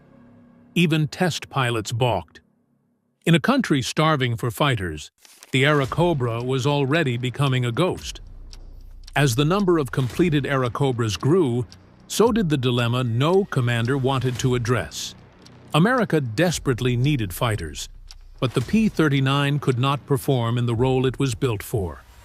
Heavy bombers such as the B-17 and B-24 operated tens of thousands of feet above the battlefield, and escort fighters needed to climb quickly, breathe thin air, and strike fast. The Airacobra sagged, gasped, and lost precious energy the moment the altimeter climbed past 12,000 feet. On the ground, mechanics admired its balanced weight and stable gear. In the sky, pilots quietly nicknamed it the mid-altitude coffin. The Army Air Forces faced two options, both bad. They could cancel production, scrapping millions of dollars of tooling, shutting down a newly trained workforce, and wasting precious wartime time. Or they could keep building an aircraft few pilots trusted. The United States chose the latter. In wartime, momentum often outruns logic. Factories in Buffalo stamped more fuselages, shipped more engines, and bolted more cannon mounts into place. Aircraft flowed into holding fields like rain into a basin. Journalists weren't allowed to photograph them. The sight alone would raise questions Congress wasn't prepared to answer. British evaluation teams didn't mince words. Reports from the Royal Air Force described the P-39 as dangerously limited above medium altitude and expressed concern that the cannon recoil destabilized the nose in flight. They canceled future shipments immediately. French procurement officers requested the aircraft before their collapse, but the surrender arrived quicker than deliveries. When pilots learned their next assignment involved the Airacobra, many quietly requested transfers to aircraft like the P-40, despite its own shortcomings. Nobody wanted to strap into a cockpit built over a roaring drive shaft and pray the bearings held. Meanwhile, the political machine churned. Canceling the program could spark hearings, accusations, and wasted contracts, a nightmare in wartime bureaucracy. So the Airacobra lingered, technically alive, practically unwanted. Rows of brand-new fighters sat beneath tarps, wings glinting under the sun, quietly waiting for a purpose. Military planners worked behind closed doors, shuffling reports, searching for a mission the aircraft could survive. Just as frustration reached its peak, an unexpected request arrived from 6,000 miles away. A request that would rewrite the Airacobra's destiny. The Soviet Union needed fighters. Any fighters. And suddenly, America had an answer to its embarrassing surplus. When the first Airacobras finally reached Soviet hands near the end of 1942, something remarkable happened. There were no grim jokes about drive shaft vibrations, no panic about high-altitude ceilings, no talk of flying coffins. Instead, Soviet pilots opened the cockpit doors, studied the instrument panels, and immediately saw potential. They weren't fighting a war of 25,000-foot intercepts. Their battles were fought at treetop height, above trenches, tanks, and advancing columns of armor. The Eastern Front was a swirling cauldron of smoke, tracer fire, dust, and chaos, exactly where the Airacobra performed at its best. German dive bombers slammed into frontline targets at low level. Soviet ground attack pilots strafed armor convoys barely above the forest canopy. Fighters tangled nose to nose in brutal, seconds-long engagements where altitude advantage meant little. In this environment, the Allison engine breathed rich, dense air and delivered full power. The weight distribution, judged strange in America, provided an unexpectedly tight roll rate. And at close range, that massive 37mm cannon worked like a guillotine. The first Soviet units treated the Airacobra cautiously, flying limited patrols to learn its habits. They quickly discovered it could take punishment, even from 20mm cannon shells, and remain flyable. Where their older wooden Lay GG-3 frames splintered on impact, the Airacobra's steel bones remained intact. Soviet mechanics marveled at its rugged landing gear, which tolerated rough dirt strips far better than expected. Pilots found that the tricycle layout allowed them to see straight ahead on takeoff. No more blind charging into debris-strewn runways. In low-altitude combat, German Messerschmitts lost their advantage. The Bf-109 and FW-190 thrived in thin, cold air miles above the Earth. But down low, their engines overheated, their dive speeds became risky, and their tactics unwound. The P-39's stability allowed Soviet pilots to hold firing solutions longer, lining up cannon shots that could tear a bomber tail off in a single strike. Combat reports stunned Soviet command. One pilot described destroying a Junkers 88 with just 3 shells. Another noted that the Airacobra dives like falling iron and gains speed faster than the enemy can react. The very traits Western pilots hated, aggressive handling, nose-heavy momentum, and punishing recoil, became lethal advantages in Soviet doctrine. Word spread quickly across frontline airfields. Squadrons that once begged for Yakovlev replacements now requested more American-built Airacobras. Training officers began rewriting tactics around the aircraft's temperament. In weeks, a rejected fighter had become a prized tool. While American commanders studied high-altitude theory, Soviet pilots focused on one question: can it kill tanks, bombers, and fighters near the ground? The Airacobra's answer was yes, and in the smoke-choked skies above the Eastern Front, that was all that mattered. No pilot proved the Airacobra's potential more decisively than Alexander Ivanovich Pokrishkin. Before mastering the American fighter, he had clawed through the war's early months, flying obsolete Yak and MiG variants against superior German machines. He witnessed friends die not from poor skill, but from aircraft that could not compete. So when his regiment received its first shipment of P-39s in early 1943, he approached them not with superstition, but with curiosity. Instead of complaining about rumored shaft vibrations, he studied the aircraft's acceleration curve, dive response, and firing arc.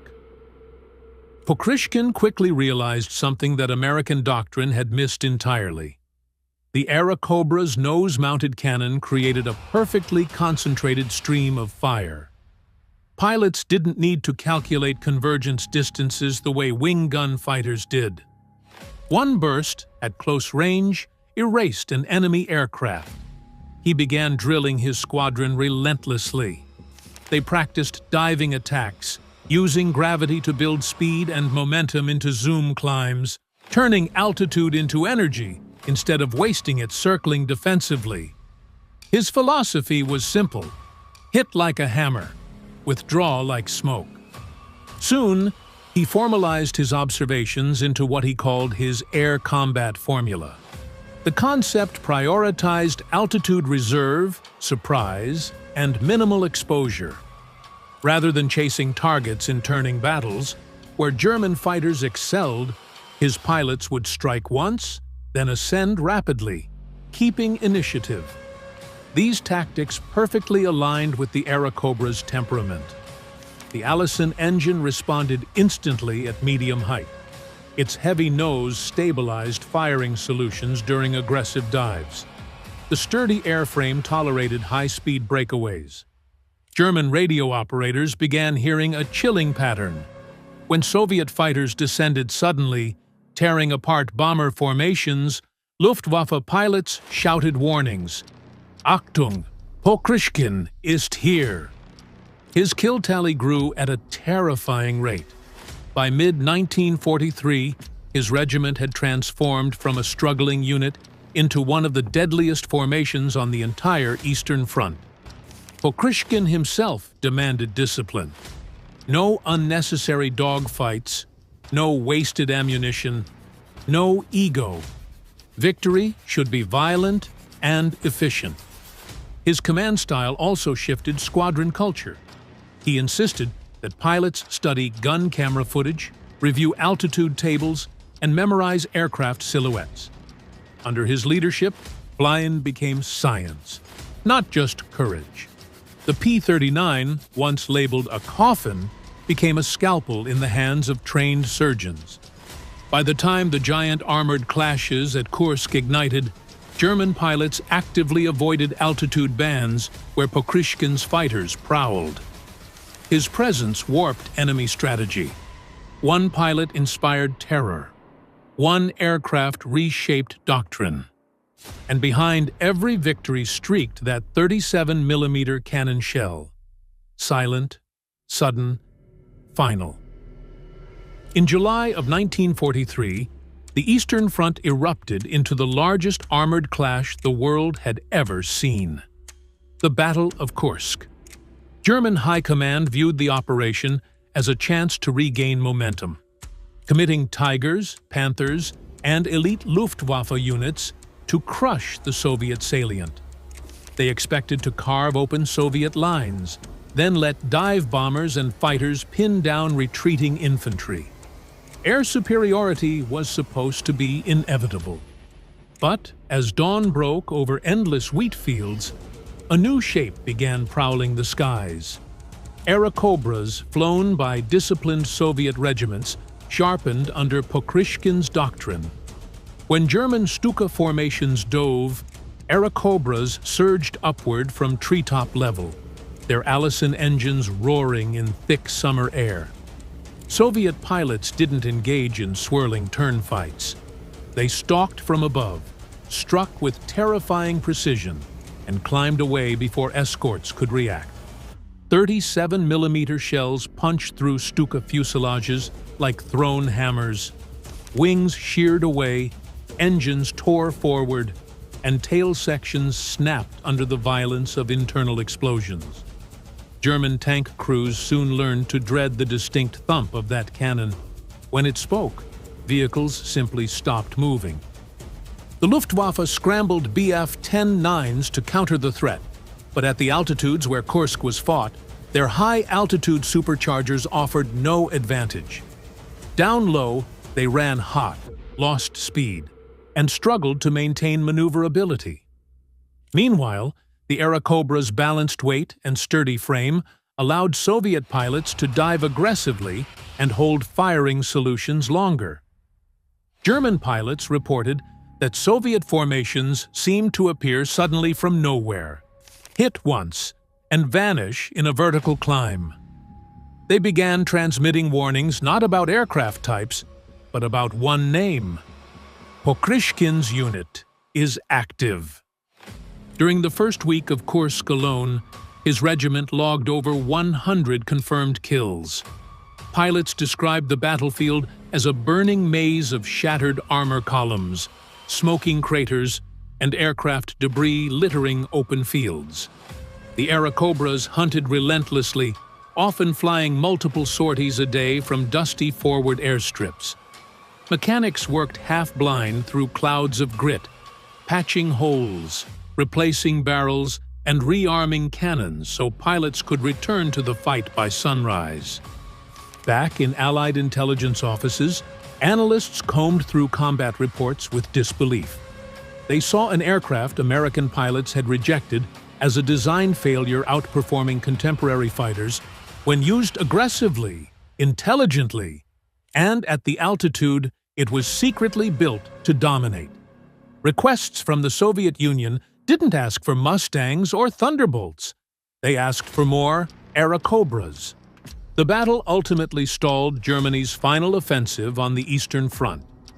Kursk marked the moment the the Luftwaffe's grip on the sky finally cracked, and riding on the wings of that turning tide was the fighter nobody wanted, now carving its reputation into steel and smoke. For the first time, the Airacobra wasn't a joke, a burden, or a regrettable contract. At Kursk, it was a predator, a weapon perfectly matched to the furnace of low-altitude war. As 1943 bled into 1944, Soviet pilots flying the Airacobra began achieving kill counts that stunned Allied analysts. At the tip of this spear was Alexander Ivanovich Pokrishkin, a quiet man whose mind worked like a weapon. Where others saw a flawed aircraft, he saw raw potential waiting to be refined. His genius wasn't fueled by ego, but by obsession. Pokrishkin believed aerial combat was mathematics in motion. He spent nights sketching firing envelopes and altitude advantage charts on scraps of paper. His notebooks became scripture. Never slide into a turning duel with German fighters, never surrender altitude, and never fire unless the cannon filled your sight like a barn door. He drilled these lessons into his regiment until pilots could recite them under sedation. His doctrine emphasized energy fighting, retain speed, avoid drag, strike only when geometry guaranteed impact. Airacobras were perfect for this style. Despite poor high-altitude performance, they accelerated like wild animals in a dive and held course through violent turbulence. Pokrishkin refined a maneuver he called the vertical whirlwind, diving nearly straight down to build speed, firing a brief burst, then spiraling upward before escorts noticed the attack. Many German pilots never even saw what killed them. Enemy intelligence began tracking radio traffic from Soviet sectors. When Luftwaffe intercept operators heard his call sign, they issued immediate warnings. Engagement patterns showed German pilots sometimes avoided his altitude band entirely. One ace later confessed, "When Pokrishkin was airborne, the sun felt sharper and shadows moved differently. You flew tighter, or you died." Pokrishkin's squadron learned to hunt in disciplined packs. 2 aircraft drew attention. 2 others pounced. That nose-mounted cannon, center-line firing with no convergence issues, meant accuracy was lethal. 1 hit severed control rods. 2 hits snapped tail assemblies. German pilots flying the robust Focke-Wulf found their wings shredded like paper. As kills mounted, something else began to shift. Soviet ground commanders requested Airacobra cover over tank formations.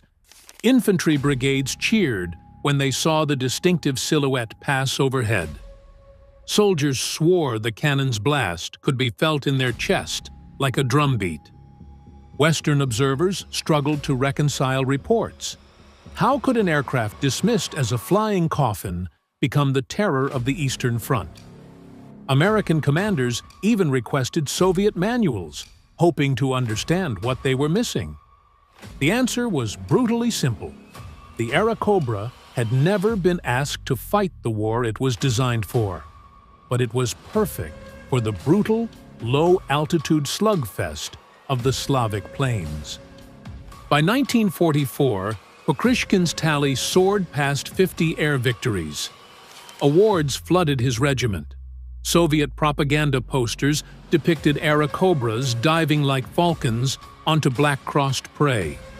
He became a 3-time hero of the Soviet Union, a title so rare it bordered on mythical. Yet he refused to write memoirs that glorified himself. Instead, he credited the airplane. The American bird, he called it, with a softness that startled interviewers. His pilots loved him not because he was a hero, but because he was a teacher. He flew the same brutal sorties they did. He walked the same muddy airstrips. He risked death every time his wheels left the ground, not for glory, but to test and refine tactics personally. And through all of it, the Airacobra became inseparable from his name. Where American pilots had issued transfer requests, Pokrishkin issued innovation. Where Western test pilots recoiled at vibrations, Soviet mechanics dampened the drive shaft housing. Where others saw danger, he saw opportunity. Pokrishkin didn't just fly an aircraft. He rewired its destiny. In July of 1943, the largest tank battle ever fought erupted near Kursk. Thousands of armored vehicles clashed, while the Luftwaffe prepared to dominate the skies, as it always had. German commanders believed their fighters would clear the air, their dive bombers would shred Soviet lines, and the ground assault would roll forward unopposed. But when their formations dove in low, something unexpected waited for them. The Bell P-39 Airacobra. Soviet pilots fought where the Allison engine performed best, low altitude. They patrolled just above the treetops, then burst upward in sudden ambushes, closing to point-blank ranges before firing that brutal 37mm cannon. One well-placed shell often tore a bomber's tail clean off. German Stukas, slow and vulnerable, became easy prey. Alexander Pokrishkin's doctrine, aggression rewarded, hesitation punished, spread through entire regiments. Crews executed dive, strike, climb attacks, refusing to dogfight in circles. They hit hard, pulled away fast, and regrouped for another pass. Within days, German radio chatter included a new warning. Achtung! Cobras below! German fighters began burning precious altitude fuel to avoid ambushes. Bombing runs lost coordination. Escorts lost confidence.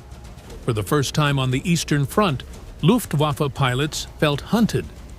Soviet infantry wrote home praising the sound of the Airacobra's cannon, describing it as a guardian over the trenches. Damaged aircraft returned with missing panels and scorched paint. Yet their pilots climbed down smiling. They had survived and usually scored. Back in the United States, intelligence officers read the early Soviet results with disbelief.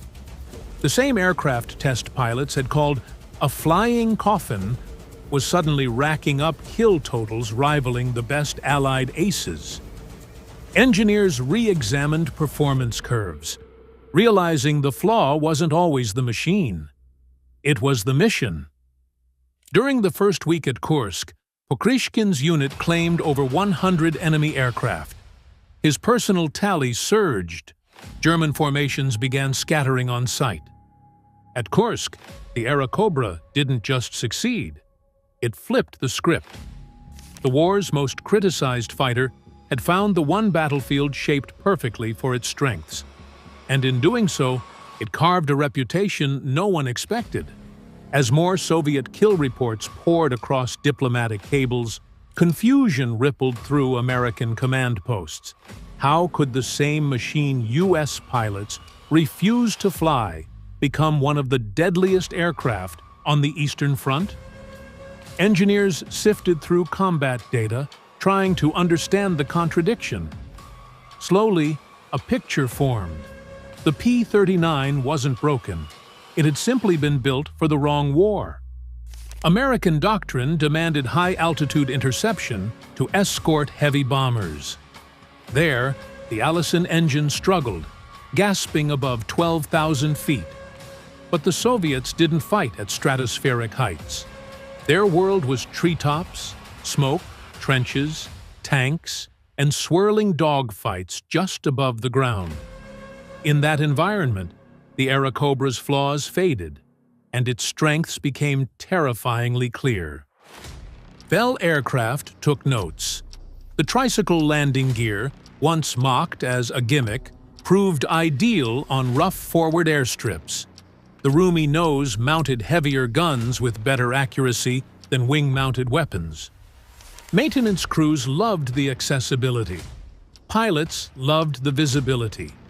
Even the controversial mid-engine placement hinted at how future jet fighters would evolve. Quietly, Bell began refining the concept. The result was the P-63 King Cobra, sleeker, faster, with aerodynamic improvements and lessons baked into every rivet.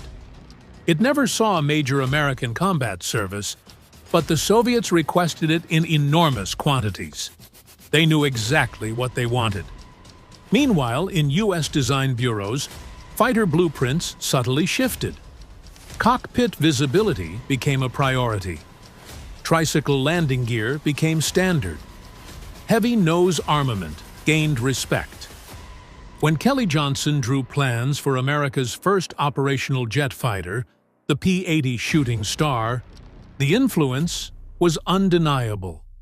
The layout echoed what the P-39 had hinted at years earlier. By 1944, American commanders admitted, quietly, that Soviet tactics had unlocked the Aerocobra's intended purpose better than they ever could. The aircraft that test pilots once labeled unsafe had evolved into a template for the jet age. It was an uncomfortable truth. Sometimes innovation needs failure before it finds its shape. Sometimes the battlefield reveals what the drawing board never could. And sometimes the aircraft everyone rejects becomes the one that changes everything. By war's end, the P-39 shocked history. Rejected in the West, it became a low-altitude menace on the Eastern Front, racking up thousands of kills. Its tricycle gear, visibility, and nose-mounted firepower shaped future jet designs. Scrapped at home, honored in Russia, the flying coffin proved that context creates champions, and failures can become foundations. B-29 Super Fortress is ready to bomb. A pale, false dawn shimmered across the Formosa Strait. These Navy films show the planes being hoisted to the hangar deck, 25th December. It was 3:47 a.m. The first operational flight of the B-29 to be shown in film. May 17, 1945, when 8 A-26 attack bombers skimmed the waves at low altitude. In the lead, Lieutenant Colonel Raymond Hutchcraft carried a nose packed with 8 Browning .50 caliber machine guns fused into one focused stream of fire. When the triggers dropped, a Japanese destroyer seemed to split apart in seconds. Tonight, we reveal how a paperwork accident reshaped naval warfare. Before we dive in, make sure you subscribe, because tomorrow's chapter is even more shocking. The story of the 8-gun A-26 did not begin with a grand vision, but with clerical chaos. In late 1943, Douglas Aircraft's modification facility in Baltimore received 2 separate orders that contradicted each other outright. One command demanded clear-nosed aircraft for high-altitude precision work. The other insisted on hardened, gun-packed noses for brutal ground strikes. Engineers stood frozen between paperwork that pulled the aircraft in opposite directions. Most factories would have chosen one option, ignored the other, and moved on. But engineer Harold Friedman refused to waste the opportunity. He believed firepower, if focused instead of scattered, could carve a hole through enemy doctrine. American attack planes traditionally spread their weapons across wings and pods, creating multiple streams of fire. It looked intimidating, but the damage scattered as well. Friedman proposed concentrating every forward-firing weapon into one tight cluster. 8 Browning .50 caliber machine guns would share a single housing, aligned so their streams converged into a fist-sized zone of destruction. This idea sounded extreme, even reckless, yet the math favored it. At close range, rounds would pour into plates, wiring, gunners, bridge crews, and deck seams, faster than any damage control team could react. Internal memoranda show executives worried the recoil might shake the aircraft apart. The arrangement created nearly 5,000 pounds of backward force, But test benches proved mounts could be reinforced. The ammunition load limited sustained fire, but those seconds were enough. Barrel heat spiked, but crews would not need long bursts. Friedman's proposal was approved quietly, without ceremony. The nose assembly arrived looking almost plain, yet inside lurked a tool that would change the Pacific. Engineers noticed something eerie during tests. The airframe slowed mid-burst as if grabbed by an unseen hand. That was the moment they realized they had built something far more powerful than the paperwork ever intended. When the first test aircraft carrying the concentrated nose guns arrived at Eglin Field, Florida, curious officers gathered along the shoreline to watch. The target was an old destroyer hull anchored in the shallows, stripped of weapons, but still armored with naval steel. Captain Donald Kirkwood lined up his approach at 280 miles per hour, descended low, and squeezed the trigger for just 3 seconds. Observers went silent. The tracer pattern looked like a glowing rope, hammering one section of the ship until smoke billowed in thick, scorched plumes. When inspection crews boarded the target after the run, they found deep punctures, shorn wiring, cracked bulkheads, and ruptured pipes. Fire suppression pumps had failed instantly. It was not damage. It was dismantling. Reports traveled fast. General George Kenney studied photographs and demanded 50 aircraft immediately, calling the design a revolutionary improvement. Engineers noted recoil so heavy that pilots could feel the plane drag backward. Floor panels vibrated and rivets rattled, yet no cracking appeared. Maintenance crews reinforced mounts, braced frames, and realized they were supporting something new, a weapon that punished steel faster than crews could react. Japan had no clue this configuration existed. Intelligence documents reveal that enemy planners still expected scattered wing guns and slow torpedo runs. Their training focused on maneuvering between passes, but this weapon needed only one. The secret reached combat units quietly. The 3rd Bomb Group received a dozen modified A-26s for evaluation in the Southwest Pacific. Pilots were briefed on approach angles, burst timing, and escape procedures. Veterans who flew older aircraft began whispering about the blast pattern, describing it as a cone of death. When early missions returned with gun camera footage showing bridges collapsing and deck plates folding, even the skeptics fell silent. The Pacific Theater was about to feel something sharp and unstoppable. The combat debut of the 8-gun nose arrived before sunrise on October 11, 1944, near the harbor at Wewak. 3 A-26s roared in at low altitude, hugging the coastline to avoid early detection. Their target was the destroyer Shiranui, tasked with evacuating trapped troops. Lieutenant Harold Grayson rolled into position, throttle forward, and steadied his aircraft against the choppy morning air. At 600 yards, he squeezed the trigger, and the concentrated stream of .50 caliber fire struck the destroyer along its waterline. Sailors scrambled, but the ship's primary communications vanished in the opening seconds. Grayson continued his run until 200 yards, then pulled up sharply as his guns finished chewing through the forward superstructure. Reconnaissance photographs taken minutes later showed the Shiranui listing hard, her bridge reduced to twisted metal.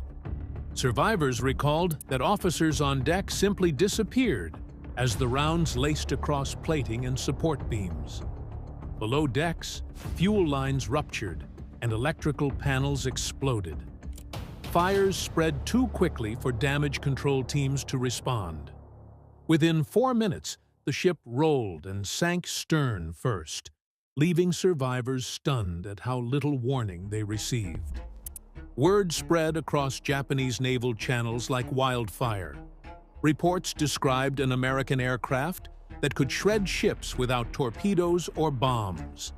Defensive manuals, which emphasized concentrated anti-aircraft fire, suddenly felt obsolete. Commanders issued emergency directives to disperse formations and avoid direct engagement. Veteran gunners admitted they barely had time to swing their barrels before the attacking aircraft had already passed over. The psychological effect rippled outward. Sailors began to whisper that assignment to destroyers was now a doomed posting. Recruit morale plummeted as rumors exaggerated the weapon's power. Meanwhile, Allied pilots reviewed gun camera footage, watching steel bend and break in seconds, and realized they were witnessing a turning point in naval warfare. After the Shiranui vanished beneath the waves, intercepted communications revealed growing fear inside the Imperial Navy. Officers began logging confused requests for clarification. Were these attacks torpedo runs, new bombs, or something else entirely? The truth became clear when additional destroyers reported similar patterns of sudden loss. Bridges shattered in seconds, steering jammed, fires erupted along cable corridors before damage crews could even unclip gear. Fleet headquarters responded with a hurried directive ordering ships to increase spacing to prevent multiple vessels being engaged at once. Smoke screens were declared mandatory, though few believed the haze would be enough. Inside briefing rooms, frustrated advisors debated countermeasures. Some argued for more armored superstructures, but production limits made that impossible. Others wanted heavier anti-aircraft guns mounted higher, but barrel elevation could not match the speed of low-level passes. Most chilling of all were training reports showing that simply seeing the tracer stream caused crews to panic. Sailors repeated rumors of an American aircraft that carved ships apart like timber. Meanwhile, American pilots refined tactics. They learned that attacking from the beam produced catastrophic internal flooding.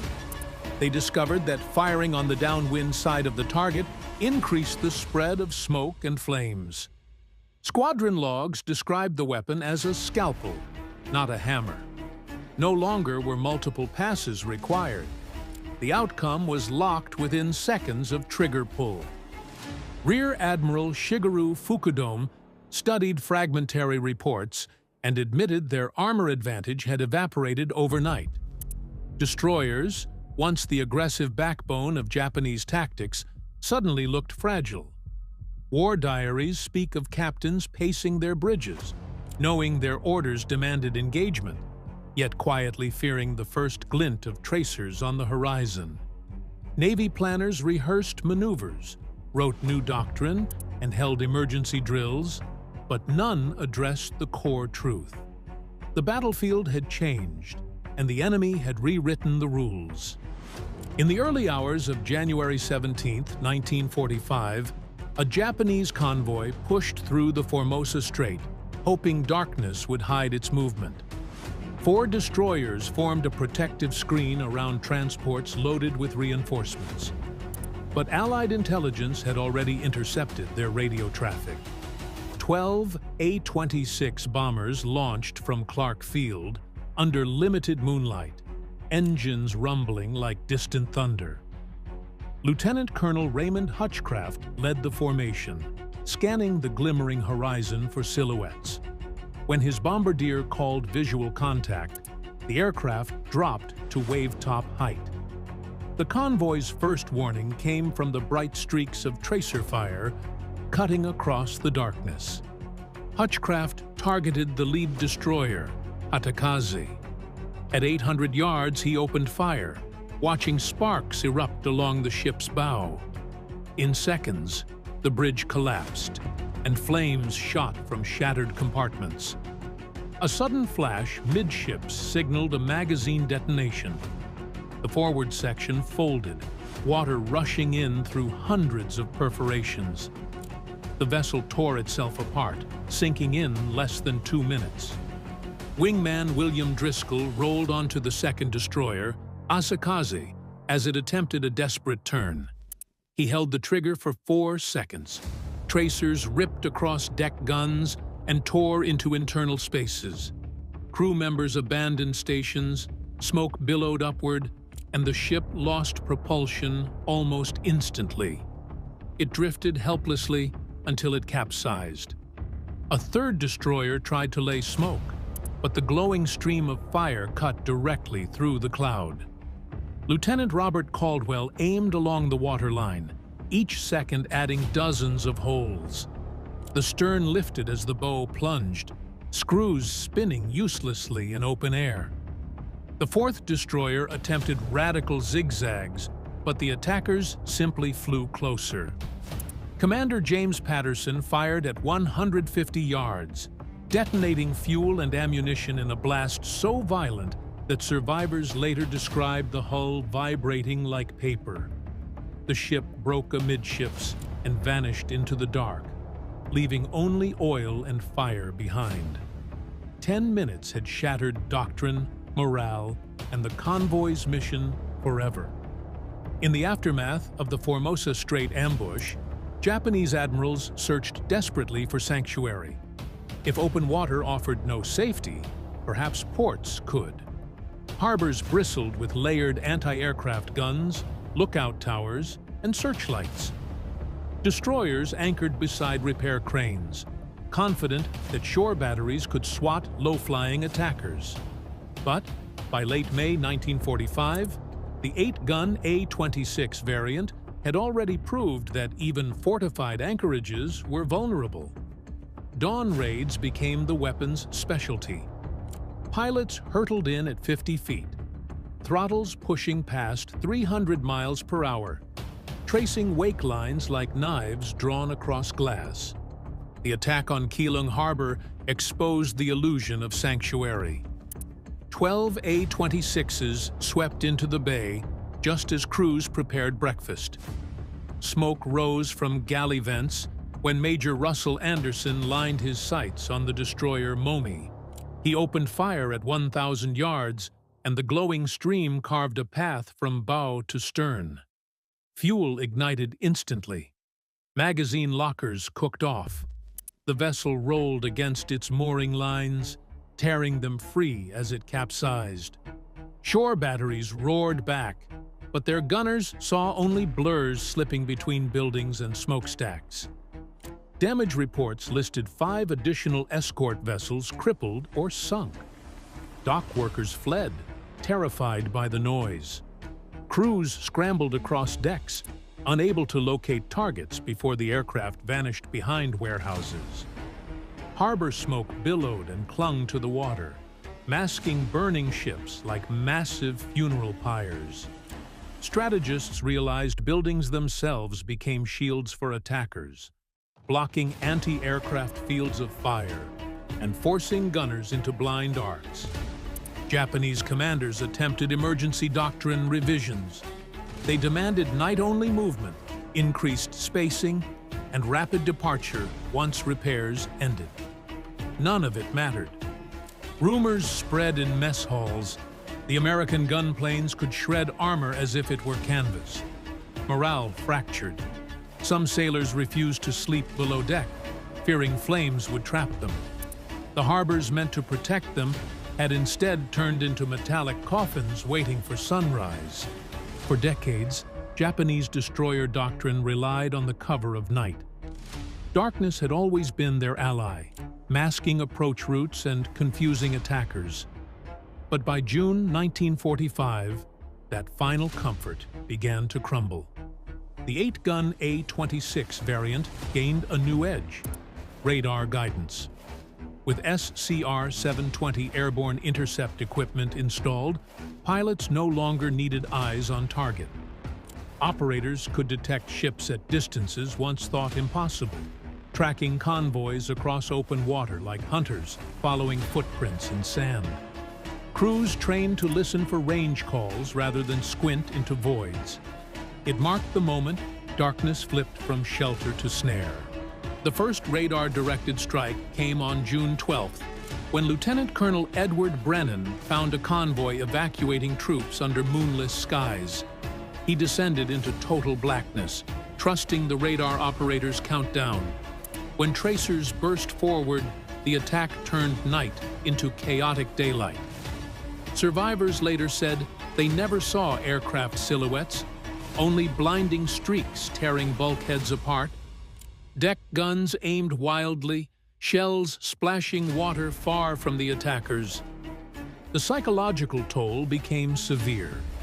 Officers who prided themselves on calm command found their hands shaking.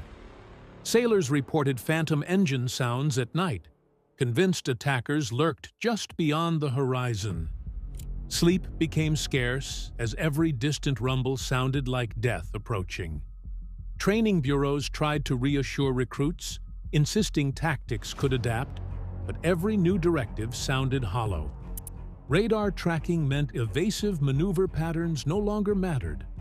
Smoke screens, once clever diversions, only highlighted engine heat under scanning beams. By late June, Japanese surface operations dwindled. War diaries mention captains refusing to depart harbors, citing engine faults that mysteriously resolved after dawn.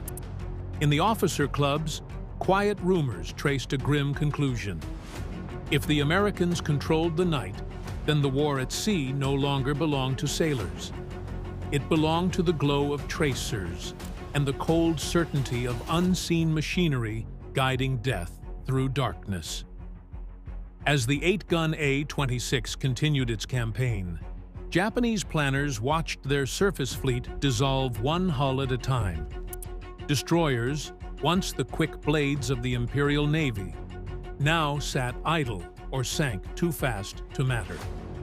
Internal staff studies noted that every lost destroyer consumed the industrial effort of dozens of fighter aircraft.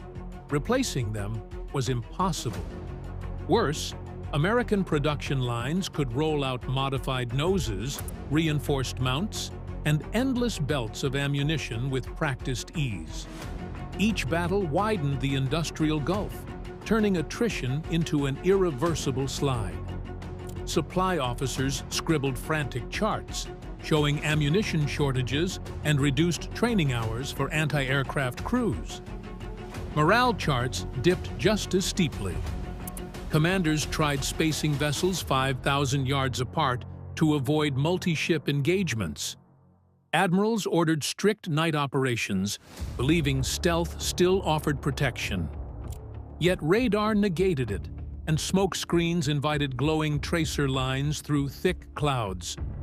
Officers began filing nervous reports, describing the gun pattern as something that carved rather than struck. Chronic shortages of machine gun barrels, hoses, pumps, and welders worsened damage control.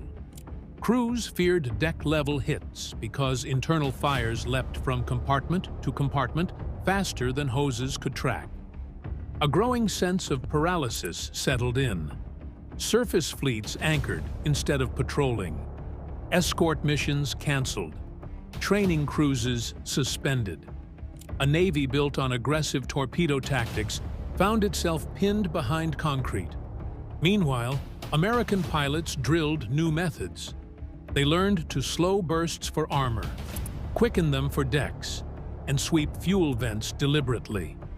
Squadron notes described the weapon as an executioner, ending voyages in seconds.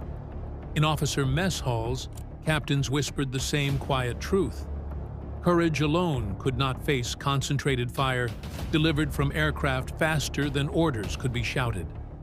The ocean, once arena, had become a trap of steel and fear. By July 1945, Japanese surface forces had nearly vanished from contested waters. Staff officers quietly admitted that destroyer operations around the home islands were no longer viable.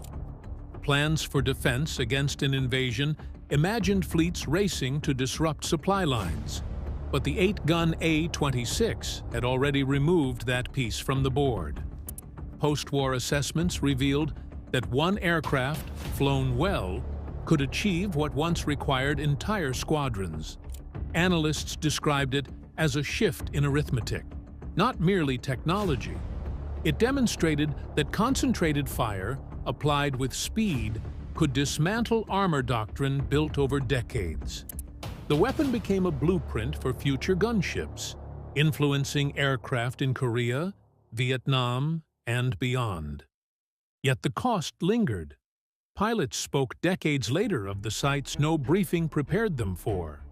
They recalled watching bridges vanish in flame, sailors tumbling into wakes, and compartments blooming with fire.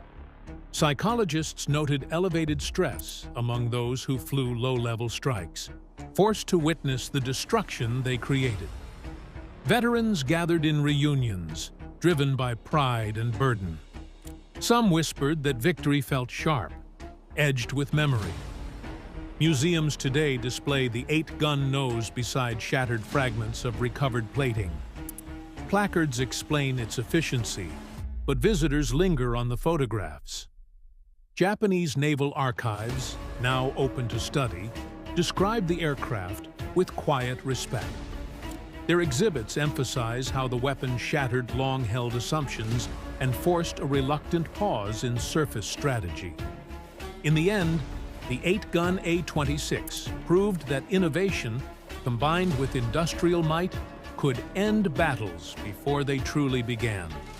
It offered a chilling reminder that courage cannot overcome physics.